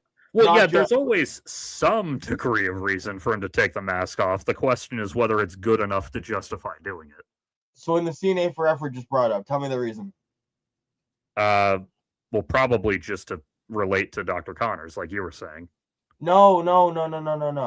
The scene A for effort brought up in the comments. Oh yeah, in that, as he's saying, he took it off in front of the Avengers all over the battle. I mean, at least the Avengers, that's different. It wasn't like public, but in that scene in the movie, it kind of just comes down on its own. Like, I half wonder if he didn't even fucking give it the command to do that, and it just did that because it recognized friendly faces. Because that's the fucking mech Spider-Man suit. That idea is dumb. Not like, or like, the idea isn't dumb, but like, if that's true, that's dumb. Yeah, I'm okay. I don't know about okay. I can tolerate him taking his mask off in front of other Avengers because that's like, it's a big club and he's in it. But the Andrew Garfield ones, there were times he took it off like, I mean, not publicly, but like more publicly than the Endgame battle was. I don't know. All the Andrew Garfield reasons we've heard so far are that Peter Parker needed to take his mask off. That's usually what it is.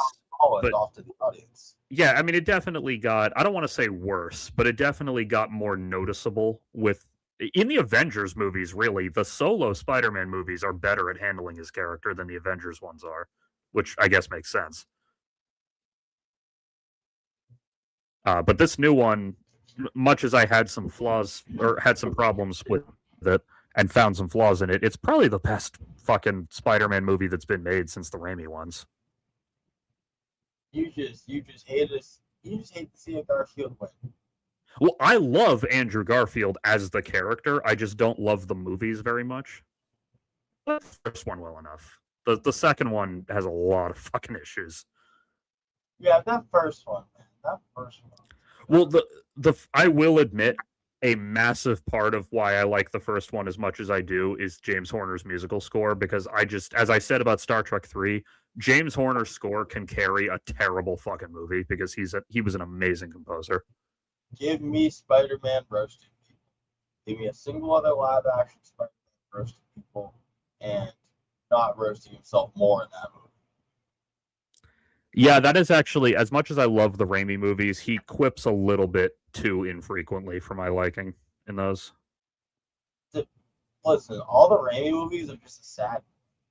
It's very, with great power comes great responsibility and great depression and great sadness and like a sad New York skyline and me just low key wanting to feel like every time you have superpowers you're just afflicted with a curse and I want to shoot myself, which I Well, understand is half of Spider-Man.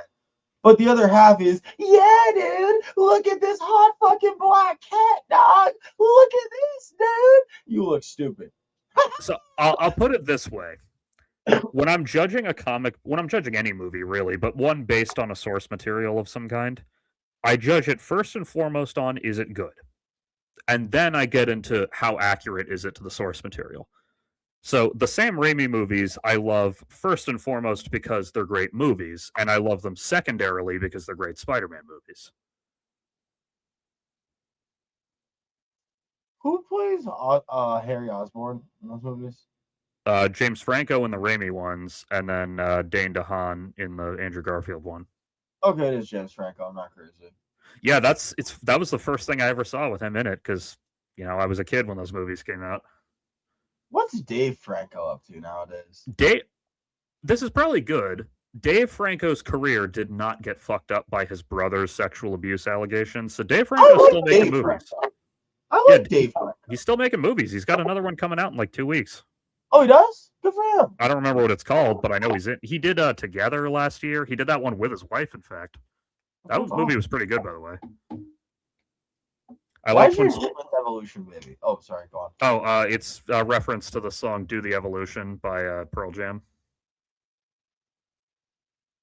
Because I showed my dad the music video for that last night. Oh, hell yeah.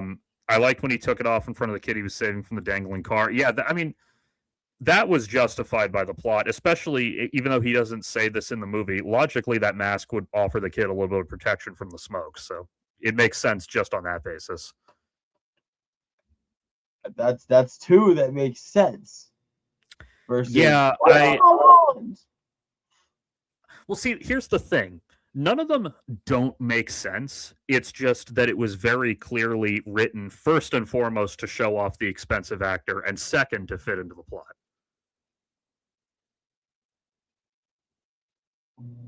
I get that, but at least there's some sort of like pretense. Yeah, I know. And there is like go ahead. At least if they're gonna like piss on my head, they're gonna be like, "Oh, excuse me, sorry about that." Yeah, I mean, Tom Holland's had reasons to take it off too. It's just, were they lazy? And the answer was often yes. Though again, as much as visually annoying as the nanotech mask scene in Endgame is, that one at least he's around people who already know who he is. So all right, fine, I guess. I feel like we should just recast everything Tom Holland was ever in. Which is really a shame because, I like him as Spider-Man. It's just his movies as Spider-Man that have had problems. It was the Odyssey that really nailed it in that I wasn't just upset about Spider-Man. Because I was like, I went into this like, you know what, Tom? Me and you were gonna get along here. Cause like you aren't fucking up anything. It's fine. I'm gonna blank slate this. I feel like you could do this role well. And I just sat there waiting for him to act, and instead watched him get paid large amounts of money to not even look like he wasn't acting, but to just Well, if nothing else, we have to thank Christopher Nolan for the fact that he taught Tom Holland what an actual movie looks like, and Tom has brought that to every movie he's made since. I appreciate that. Well, whatever faults you might find in Brand New Day, it feels like a movie. When he's chasing that tank down the street, that's Tom Holland in a wire harness swinging down a real New York City street. There's no green screen bullshit. Tom Holland is forever going to be chasing the high of watching Matt Damon do actual fucking film work. Oh no, he literally is. Immediately after finishing the Odyssey, he showed up to make Spider-Man: Brand New Day, and he shows up. He's like, "All right, this has to be a real movie. No green screens, no stunt doubles, no CGI fucking suit, none of that bullshit. This is a real movie. God damn it!" All the Disney shit, they got him fucking up there. He's like, "We can't do any of the shit that I know how to do." Yeah, well now, like in this new one, he's wearing a homemade cloth Spider-Man suit, and don't get me wrong, it looks good because he's good at making them, but like it wrinkles when he bends his limbs.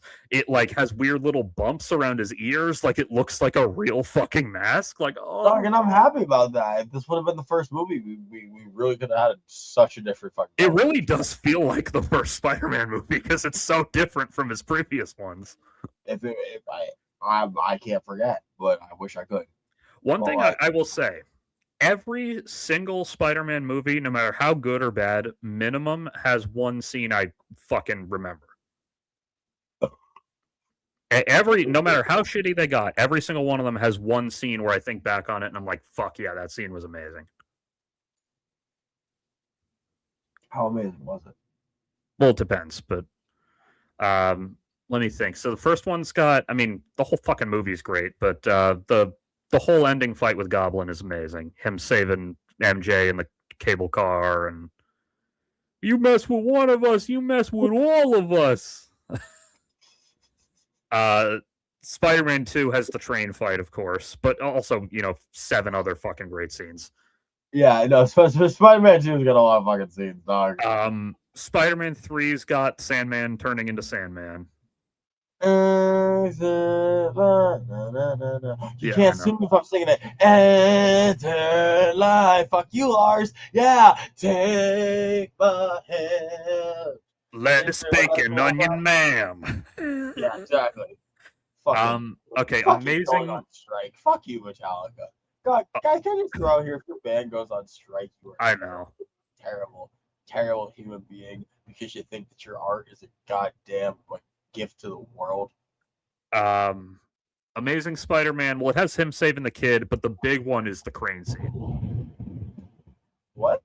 The scene leading into the climax where all the construction workers arrange their cranes to give Spider-Man a fast path. Oh. Though, again, carried heavily by the music, that scene. Dun, dun, dun, dun, dun, dun, dun, dun, dun, dun, dun. Those movies did a good job of capturing New York speed. Most Spider-Man movies do, really. Even shitty ones do. I don't know, man.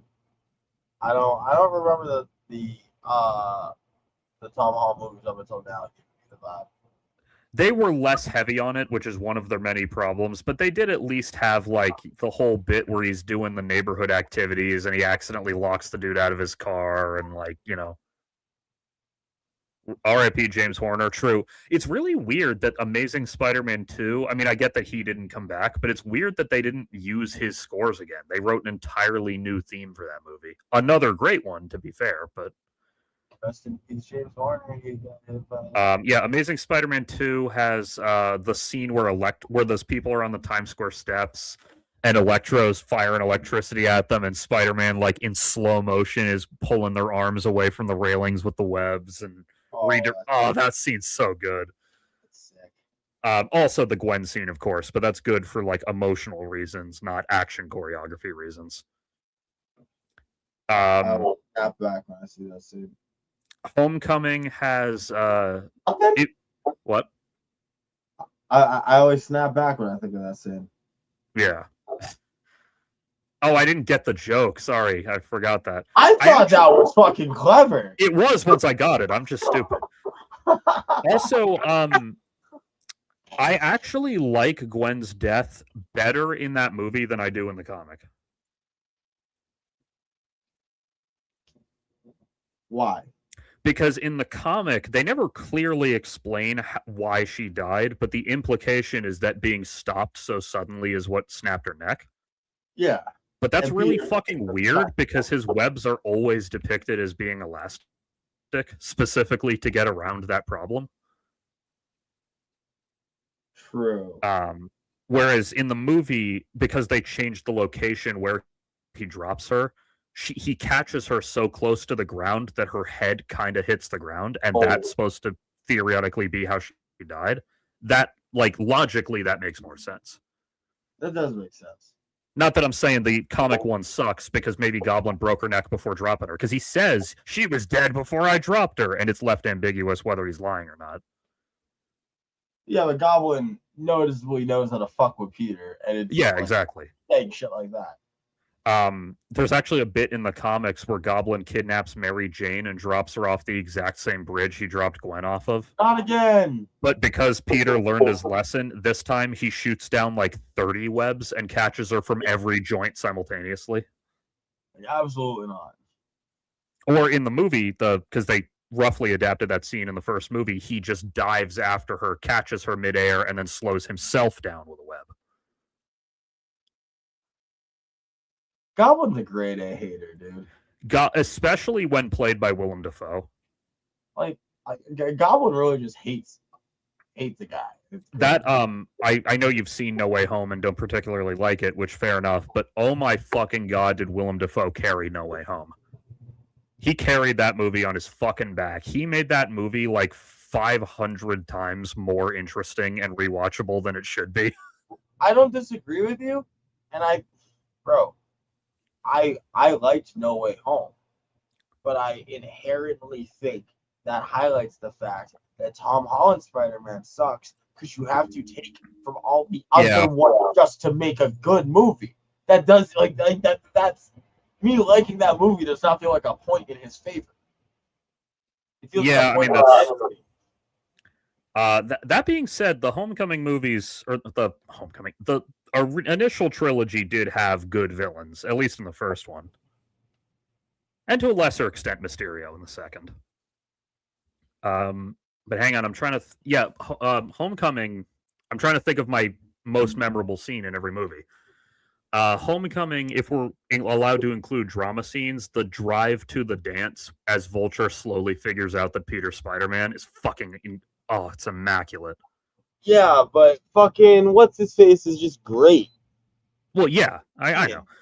But it's not just his performance. Like, they even they have the fucking light turn green as he's figuring it out. Yeah. But like it's only reflected off his face, so it's subtle. Or if we need to have it be an action scene that's the most memorable, Peter lifting the fucking building off his head was great. Far From Home. Keaton, because fucking Founder, dude. True. Far From Home has the scene where Mysterio blacks out the whole hallway with his illusion tech, so Spider-Man closes his eyes and runs down the hallway, navigating entirely via spider sense.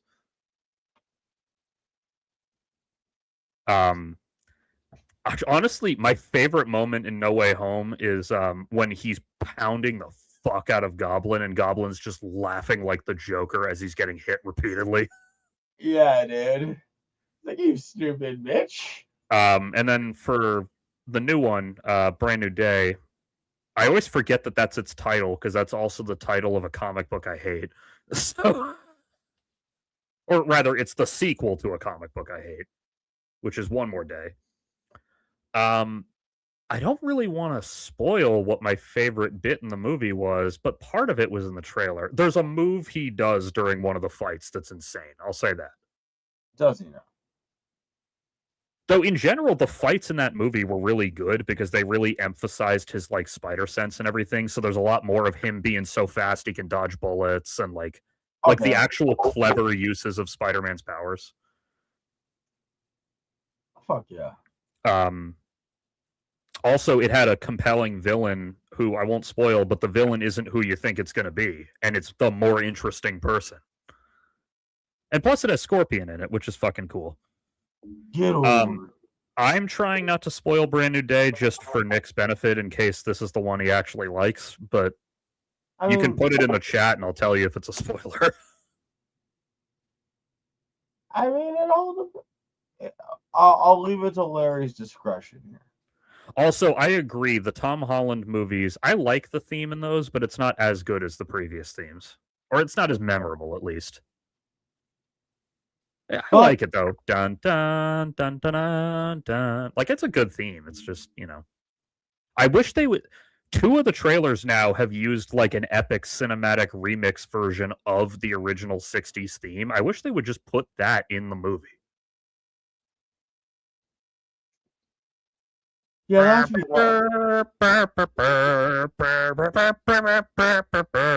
like it sounds fucking amazing in the trailers. Real talk. This might be a weird poll. They should do what the Lupin the Third people do, which is you take the the theme song like that.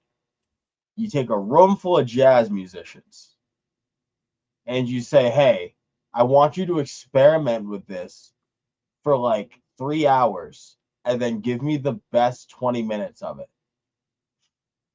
Yeah, by the way, I had to Google Lupin the Third. I forgot how fucking early they were publishing manga, man. Lupin the Third's old as fucking. Yeah, 1967. I mean, it's cool. It's just you think of manga as like a 90s and 2000s thing because that's when we dumb Americans learned about it. I mean, my first thought goes to Astro Boy, truth be told. And so it's old as shit. I do like the 60s. Oh, hang on. The theme feels less spidery than the other two. I do like the 60s remix, but overall, I think Michael Giacchino phoned those movies in. Yeah, I mean, fair enough. If fucking Marvel came calling as often as they do for him, wouldn't you be kind of sick of making songs for them too? Fair.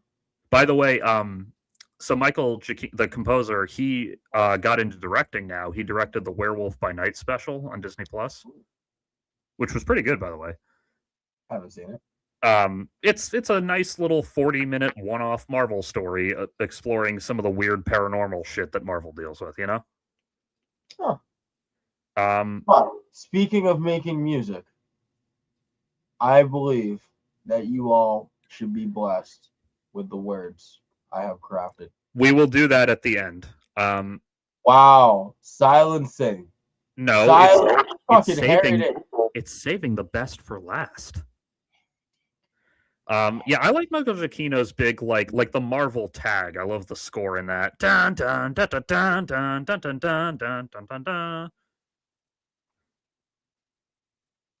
So anyway, what I was saying was that one or not? That's the one that plays at the beginning of every Marvel movie. Yeah, no, it's very fucking Homelander's PR team came up with it. Well, is that true, or did Homelander's PR team parody the existing Marvel stuff? No, Homelander's PR team came up with this shit because this is fucking based off like that old American Big Bang shit. So, what I was saying about Michael Giacchino, when Werewolf by Night came out, they also shortly after released a documentary of equal length called Director by Night, which I thought was even more interesting because it's all about Michael Giacchino. Like, it's about his life as a composer, and they have like clips of the old like Super 8 movies he shot when he was a kid. He's talking about like, yeah, I used to make sci-fi movies with my friends, and I'd like get the film cell and scratch it to make laser guns like they used to in old 50s movies. Like, it's a really cool documentary, but one of the things in it that's really cute is that his parents get interviewed for it. And he asks, like, hey, Mom, do you want to read the intro to this thing for this documentary? And she's like, oh, sure. She's this, like, old, 70-year-old white lady who doesn't know what superhero movies are. So she's reading, like, the notes. You might have heard of this boy because he wrote for Marvel movies such as Batman. And then he goes, that's not Marvel, Mom. What? I did write for Batman, Mom, but that's DC. What's the difference? It's a different company, Mom. Just don't worry. Continue. Don't worry about it. What's the difference? Yeah, because like she knows what superhero movies are, but she doesn't understand that different companies publish them, and that she reminded me a lot of my mom trying to understand a superhero thing. Like, my mom really wants to see the new Spider-Man movie because she was under the impression it was the first one with Tom Holland.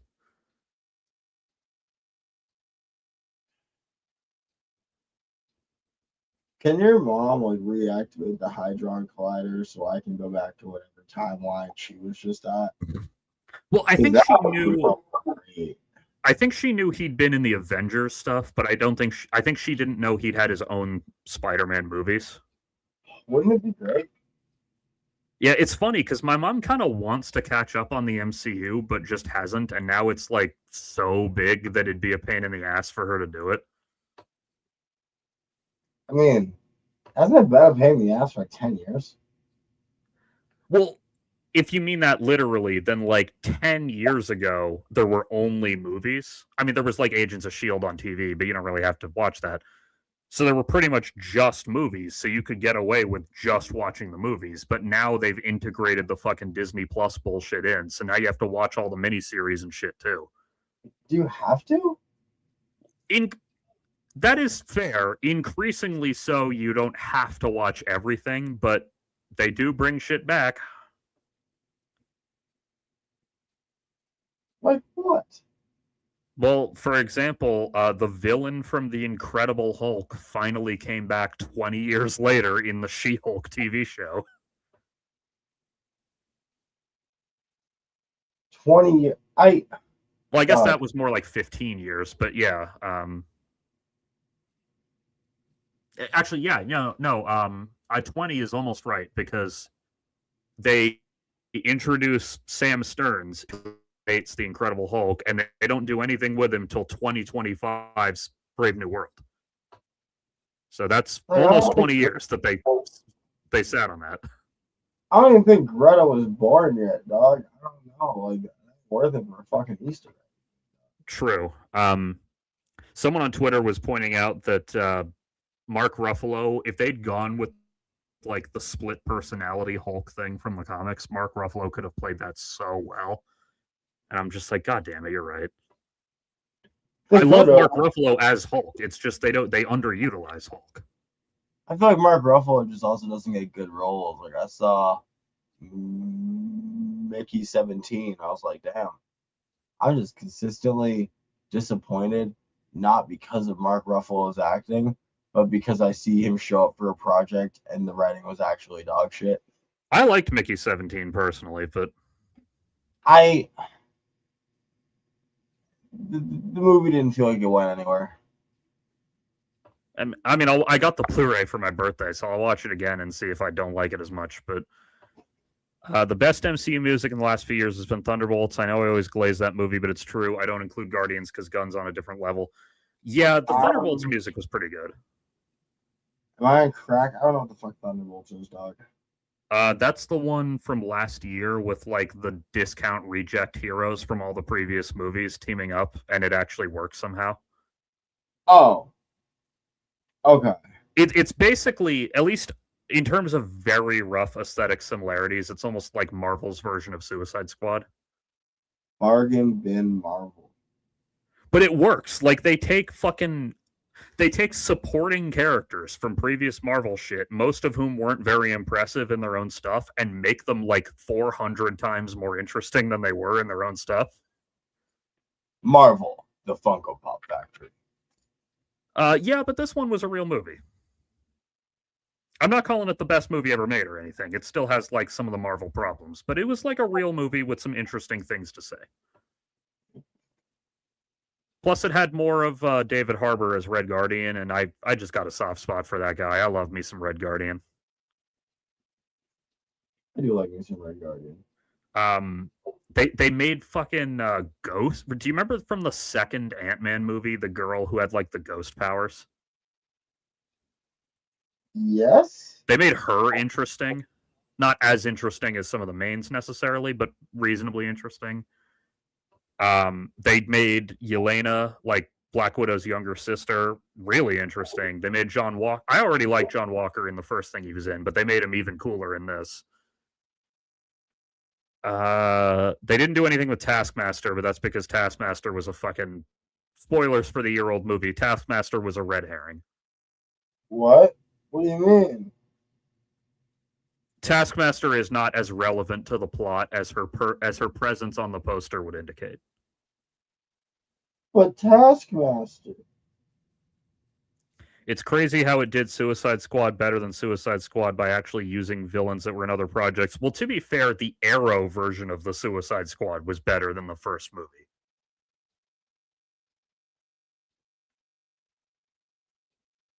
Like every version of that general concept does it better than Suicide Squad 2016 does. But that's because that movie fails at basically every single thing it tries to do.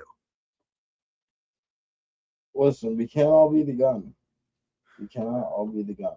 Yeah, and by the way, I'm not like I like James Gunn a lot, but I'm not the biggest fucking James Gunn glazer. Like I haven't given 5 stars to every movie he's made. I've given as low as 3.5 to 4 to some of them. Actually, I haven't even seen all of them, so I'm sure some of them aren't that great. Like I'm not obsessed with the Guardians movies. I just like them because they're the most consistently good trilogy in the MCU. My thing is just very specifically, he gave me what I wanted for so long, which is petty Lex Luthor. Oh God, me too. I feel like people don't understand that, like, Lex Luthor. I feel bad for him because I tried to explain this one time. So I was like, imagine Leonardo da Vinci was born tomorrow. Okay. Wait, now, hang on. Wait a second, Day for Effort. What do you mean while being a better movie, though not by a lot? Interrupting you to fight with the comments again. I'm sorry, I have to address this. The Suicide Squad from 2021 is better than any of the Guardians movies. It's a genuine fucking masterpiece of film. It is not better, though not by a lot, than the other one. I'm sorry, continue. Oh, thank God I've been given permission to speak again. I'm sorry. What was I talking about? Suicide Squad villains better than other projects. Fucking. Oh, we're off Suicide Squad. Oh, petty Lex Luthor, yeah. Petty Lex Luthor, man. Imagine Leonardo da Vinci was born tomorrow. Make him 10 times smarter. Make him like the richest dude ever. Yeah. And then the day after that, just bring Jesus Christ back. Oh, okay. You meant Thunderbolts is almost as good as Suicide Squad as the Suicide Squad. Okay, that's a more defensible position. What happens when you get angry? Yeah, it takes a lot to unseat fucking John Cryer as my favorite live action Luthor, and god damn it, Nicholas Hoult pulled it off. Nicholas Hoult can do so much, dude. I love him. Yeah, that Superman movie is my favorite Gunn movie. I like it better than any of the Guardians or anything. That Superman movie just brings me joy. Oh my God. Do you know how many times I've watched the kaiju fight on YouTube? Fair. Well, there's one particular moment I love in that fight. Like, I mean, there's a bunch, but probably so there's a roundabout way of saying this. I've always thought Superman having a second logo on his cape was kind of silly. Like, I've just always thought it was kind of unnecessary. And I'm sure that's partially because most animated versions take it out because it's easier to animate the cape without it. And that's mostly what I grew up on. There's one shot in that movie that convinced me he needs to have it on his cape. And that is the shot where he kind of momentarily knocks out the kaiju and it starts falling towards the building. And he catches it and his fucking Superman logo presses against the glass and just slightly cracks it as he catches the kaiju. I just always figured you would see him. You would see him from 2 different angles. He's got one on the front and the back. Yeah, it's not like when I see it, I go, ugh. I've always just been like, oh, it's not necessary, but fine, whatever.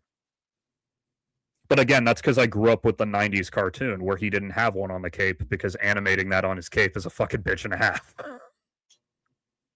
Ain't no need for it. We can just make that shit a solid color. Call it a day. Also, that scene, I believe that's the only time in the entire movie they play the dun dun of the Superman theme. Because they remix the original, so it mostly goes dun dun dun dun dun dun dun dun, and then repeats that. So I think that's the only. I kept track watching it last time I did. I'm pretty sure the only time in the whole movie they play the dun dun dun is the shot of his back cracking the glass. Like, oh, that shot gets my fucking dick hard every time I watch it. We need to soften you up, dude. Yeah, I actually on a similar note, I was thinking about that the other day. We were all 14 once. We were all fucking beaten off a million times a day when we were 14. I mean, I don't beat off as much as I did when I was 14, but my sex drive hasn't really declined with age much. I have more control over it because I'm an adult with more life experience, but like, I still, if a pretty girl fucking gives me a full body hug, I still get a little, oh, he's awake.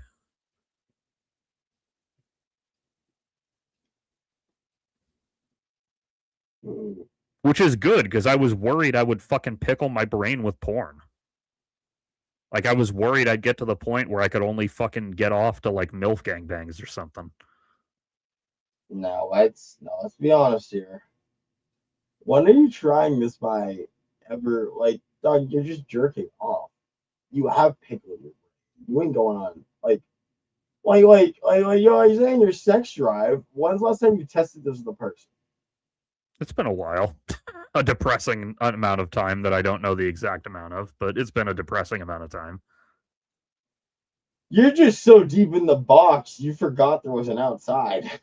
Well, yes, but it's not just that. It's also like, my taste in porn has not gotten more extreme as I've gotten older. I've discovered some things I like, but like I can still get off to a normal ass fucking porn scene.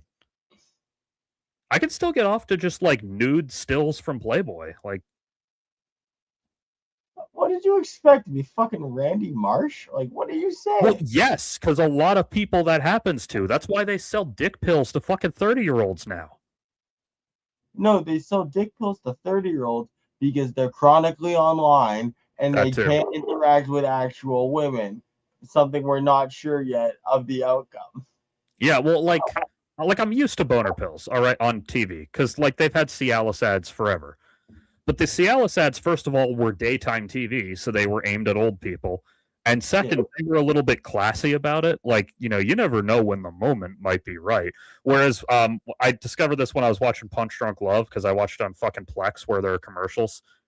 Not only are they having boner pills on normal TV now, but they're advertising them to young people, and there's no veneer of respectability. It's just like, buy this pill to get your fucking shit solid. Well, there's two levels to that. One, I mean, there's just like the social level of pop a blue chew, grab some honey pack, you know what I'm saying? Like sometimes you're really just trying to be bricked the fuck up. Oh, by the way, I forgot to respond to this. I do also love Michael Cudlitz as Luthor, but he's so different from other Luthors that it's hard to quantify him the same way. Which one? The one in Superman and Lois. Oh.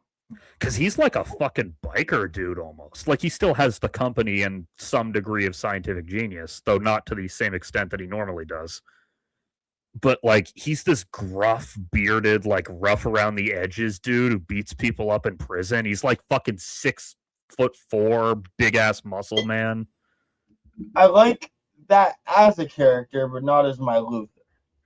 Yeah, it's a very, very different Luthor, but they make it work. There's a scene where he quietly, when no one's looking, he has all the bulbs on the main street in Smallville replaced with red sun bulbs and turns them on to sap Clark's power. I saw. And then they just have like a fucking like street brawl, the two of them, just like beating the shit out of each other like drunk guys. And he's kicking Clark's ass for a lot of the fight. I mean, Clark is still a big, strong guy because he's built the way he is, but like without his powers, Luthor is an even match for him in this version. Whereas most versions, even depowered, Clark Kent can beat the shit out of Lex Luthor because he's built like Clark Kent.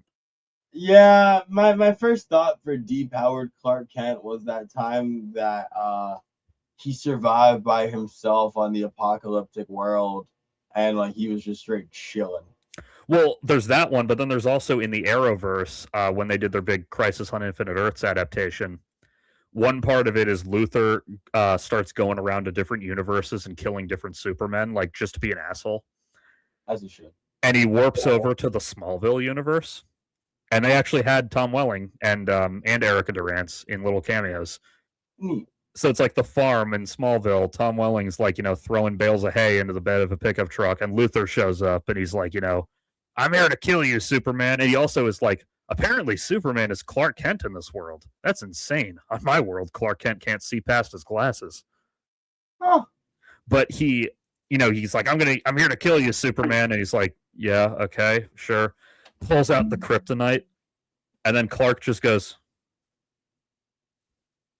Kryptonite don't work here, bitch. well, he reveals that he gave up his powers to have a normal life. So kryptonite no longer works on him. And Lex goes off on a big spiel like, what the fuck is wrong with you? You were a god. And then tries to attack him, but because he's built like Clark Kent, even without powers, he could beat the shit out of Lex Luthor with ease. He is a farm boy. Like, he catches his fist and goes, well, I am still stronger than you, at least. And then Lex runs back through the portal, and Lois comes out. Hey, lunch is ready. The girls are looking for you. What's going on? Oh, just some weird stuff. Don't worry about it. I'm coming. And then that's the end of the cameo. Nice. Yeah, I actually, in Superman and Lois, he hates Lois more than he does Superman. Because she's a hater. Well, yeah, like Superman is more of just an inconvenience he has to deal with. His hatred for Lois is fucking perfect. She's a hater, and you can't have that. Yeah, Superman and Lois isn't the best TV show ever, but it has a really solid handle on some of the characters it depicts, including Clark, Lois, and Lex Luthor. It's an interesting take. Yeah, it's very, like, kind of Friday Night Lights-esque, because there's a lot of, like, small-town character drama in it, but it works way better than it should. I mean, what I like about DC is I can always vibe with something like this as long as we're not assuming this to be the new normal. Yeah, see, that's the thing, is like Superman and Lois was afraid to be a little weird with the lore at times because we're seeing just one of the many Supermen. Same with My Adventures with Superman, which is currently airing and is also really good. Hard as shit. But yeah, like the problem with doing it in like a movie is that the movie now has to be like the new mainstream version of Superman, right? So doing like edgy killer Elseworld Superman as a movie, let alone the first movie in your new franchise, doesn't fucking work. Zack Snyder. Why not, Zack Snyder? Why does it not work? Because when it's the first movie in your franchise, you want Superman to be... It can be different a little bit, but it has to be recognizably Superman. And his is not. In part because it's fucking... the color saturation is turned so far down, it's practically in black and white. I don't hate this movie, man. I can't act like I do. I don't hate it. I hate that fucking movie a lot. And I really hate the DC movies he made after that. I don't love the movie. I don't hate it. I remember seeing it just going, all right. That's how I felt the first time I watched it, but the more I saw of it, basically every time I rewatched it, I liked it less. I feel like you just Stockholmed yourself into hating it. No, because it was before any of the others came out. This was before the internet tried to convince me it was bad. By the time the internet was trying to convince me it was bad, I already disliked it. That's not to say there's nothing in it that's good. The music is pretty good. Hipster being an internet hater? Yes. Similarly, I liked the Star Wars prequels before it was cool. I was hating Man of Steel before they monetized hating it. I liked Ahsoka back when the internet was talking about Ahsoka like she was fucking the reincarnation of Adolf Hitler.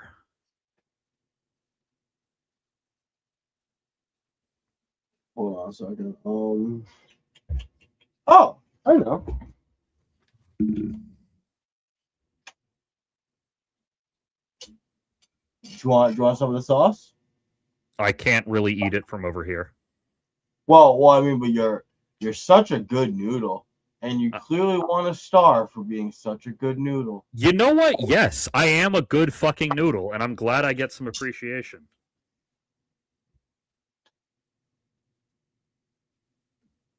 Star. Where is the fucking post I just approved? There it is. How late was my going tonight anyway? We can go in a minute actually, because I have to piss pretty bad. But before we do, I owe you a dramatic reading of your song. I'm sorry, you owe me a dramatic reading? No, I might bless you. No, if that's you what I mean.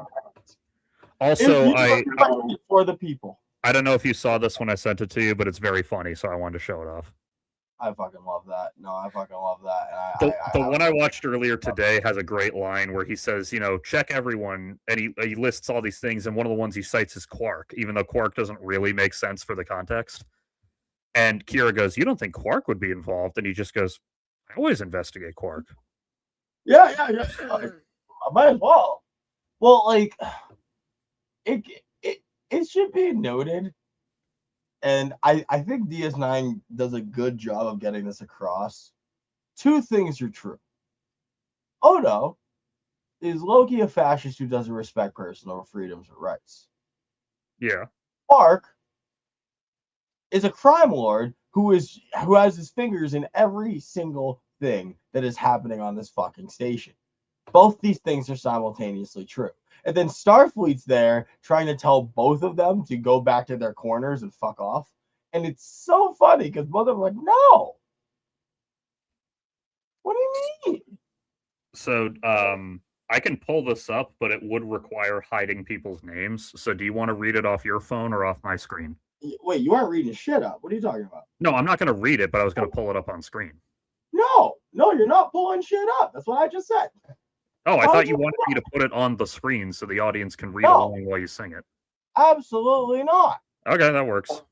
Good noodle maxing, true. What is wrong? This is why you make parodies of fucking Imagine Dragons. I'm surprised you didn't fucking grab onto the bone of I wrote a parody of the Fresh Prince song about the Chilean miner disaster. Is that a thing? Yeah, remember in 2010 all those miners got trapped and there was the big rescue thing? Yeah. At the time, which was almost 20 years ago now, I wrote a parody of the Fresh Prince song about that. See, but like, one, the Fresh Prince song is a good song. And two, I kind of respect the game. It's the fact that you picked an Imagine Dragons song. Because, okay, dog, the first step of making any good quality parody is like you got to start from a place of joy. And no joy comes from Imagine Dragons. No, but joy does come from jacking off while my parents are out. So, especially when I was that age. As far as mine, I'm here to share some oral traditions. It wouldn't be appropriate for you to see things on screen. Okay. Don't worry. We will slowly get you hip to the right way to present these because I'm sure I'll end up giving more for the people. But I have decided to go back to developing quality texts, and our first one here is Rappin' for Muad'Dib. For those of you who don't know, there's a song called Rappin' for Jesus, but you're almost certainly aware of it because it's one of the most famous internet videos. It's an ancient text. Yeah. No, it literally is. It looks ancient because it was probably shot on fucking VCR camera. And it is hip to be square. All right, folks. And I want you to know, I know this is as bad as you think it is, but that's okay. So I wrote this song for the Fremen youth. I want to teach of my Muad'Dib's truth. If you want to reach those kids on the dune, then you have to make a new hip-hop tune. I gave my sermon a sandy kick. My prayers are a fly about the mashit. The jihad's big and it keeps getting bigger. That's because Muad'Dib is my nigga. Hold on. Boom, boom. Word up. Boom, boom. I'm freestyling. No, that's at the end. But that's later.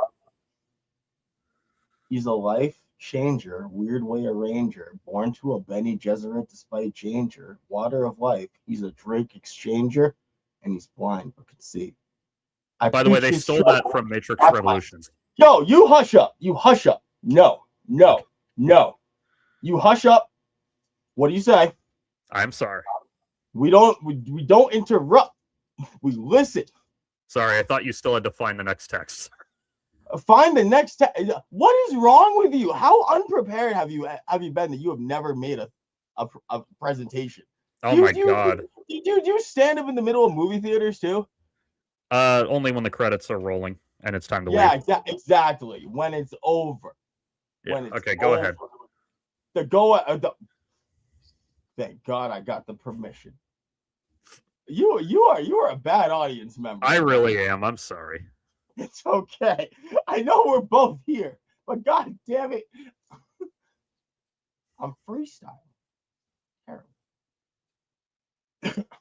As the kids say, let me drop a beat. Boom boom. Boom boom. Boom boom boom boom. That is helpful. I preach his truth. That's my stock. And I rhyme better than if I was Tupac. All you other MCs bow to jihad, but you all defy. Word of God. Now I'm going to pass the mic to my concubine. She's a fly MC, and she knows the divine.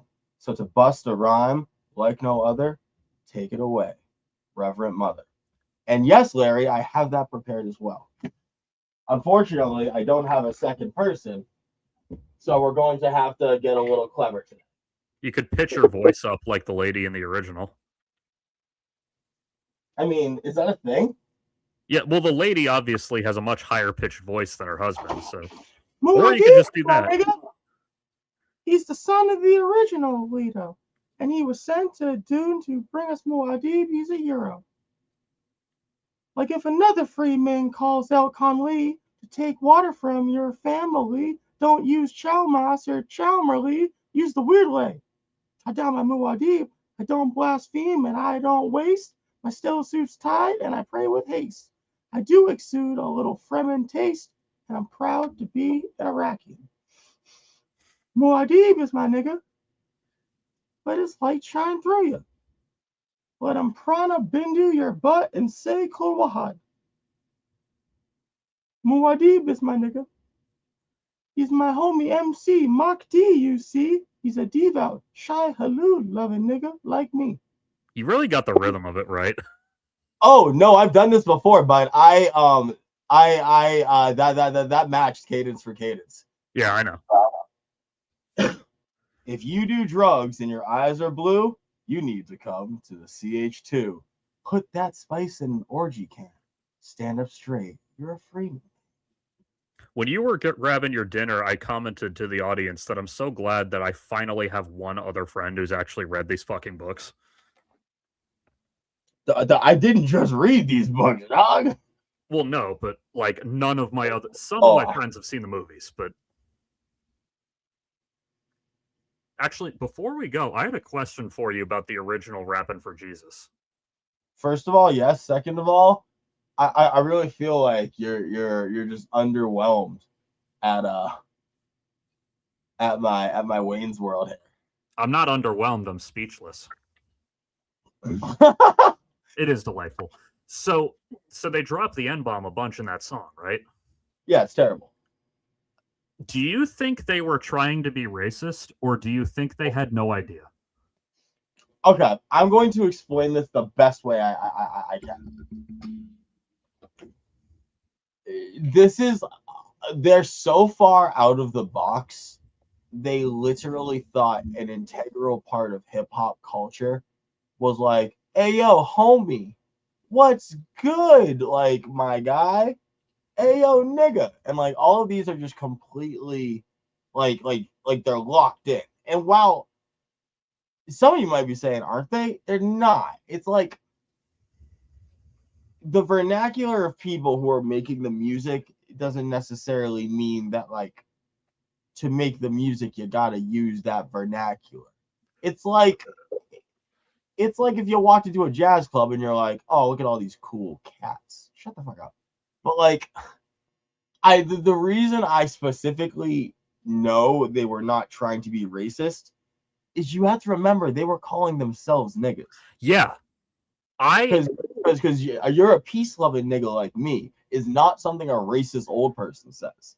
That's just a vast misunderstanding of how language works. Well, they even like right in the song say that the goal is to reach out to the youth. So I think a youth from their church group told them, no, that word doesn't mean that. It means a cool person. Yeah, they probably caught some motherfucker saying some shit, and Yeah. he had to like hop real quick. Similarly, it's you played GTA 4, right? Yes. Remember the like Arab prince guy who is always dropping N-bombs? Yes. I forget his name, but somewhat recently when I was reading about that, someone on I think Reddit was talking. He's like, that guy's first language isn't English because he's from like Saudi Arabia or whatever. I bet he has no idea what that word means. I think he just heard it in movies and thinks it's a thing cool people call each other.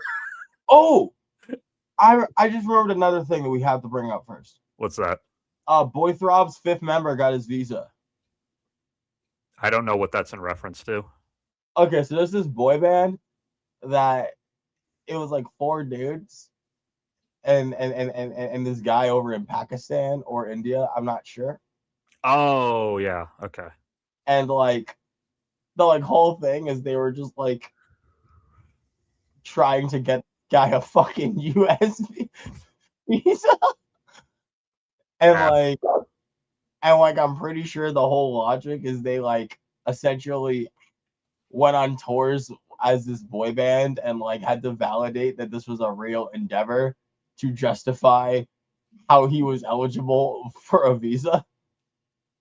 Yeah, it is pretty like John Oliver did a whole thing about how the visa system works, and it is pretty funny some of the things that qualify under different ones. Yeah, no. So like, if y'all want to support a random endeavor like that, go check out Number One Boy.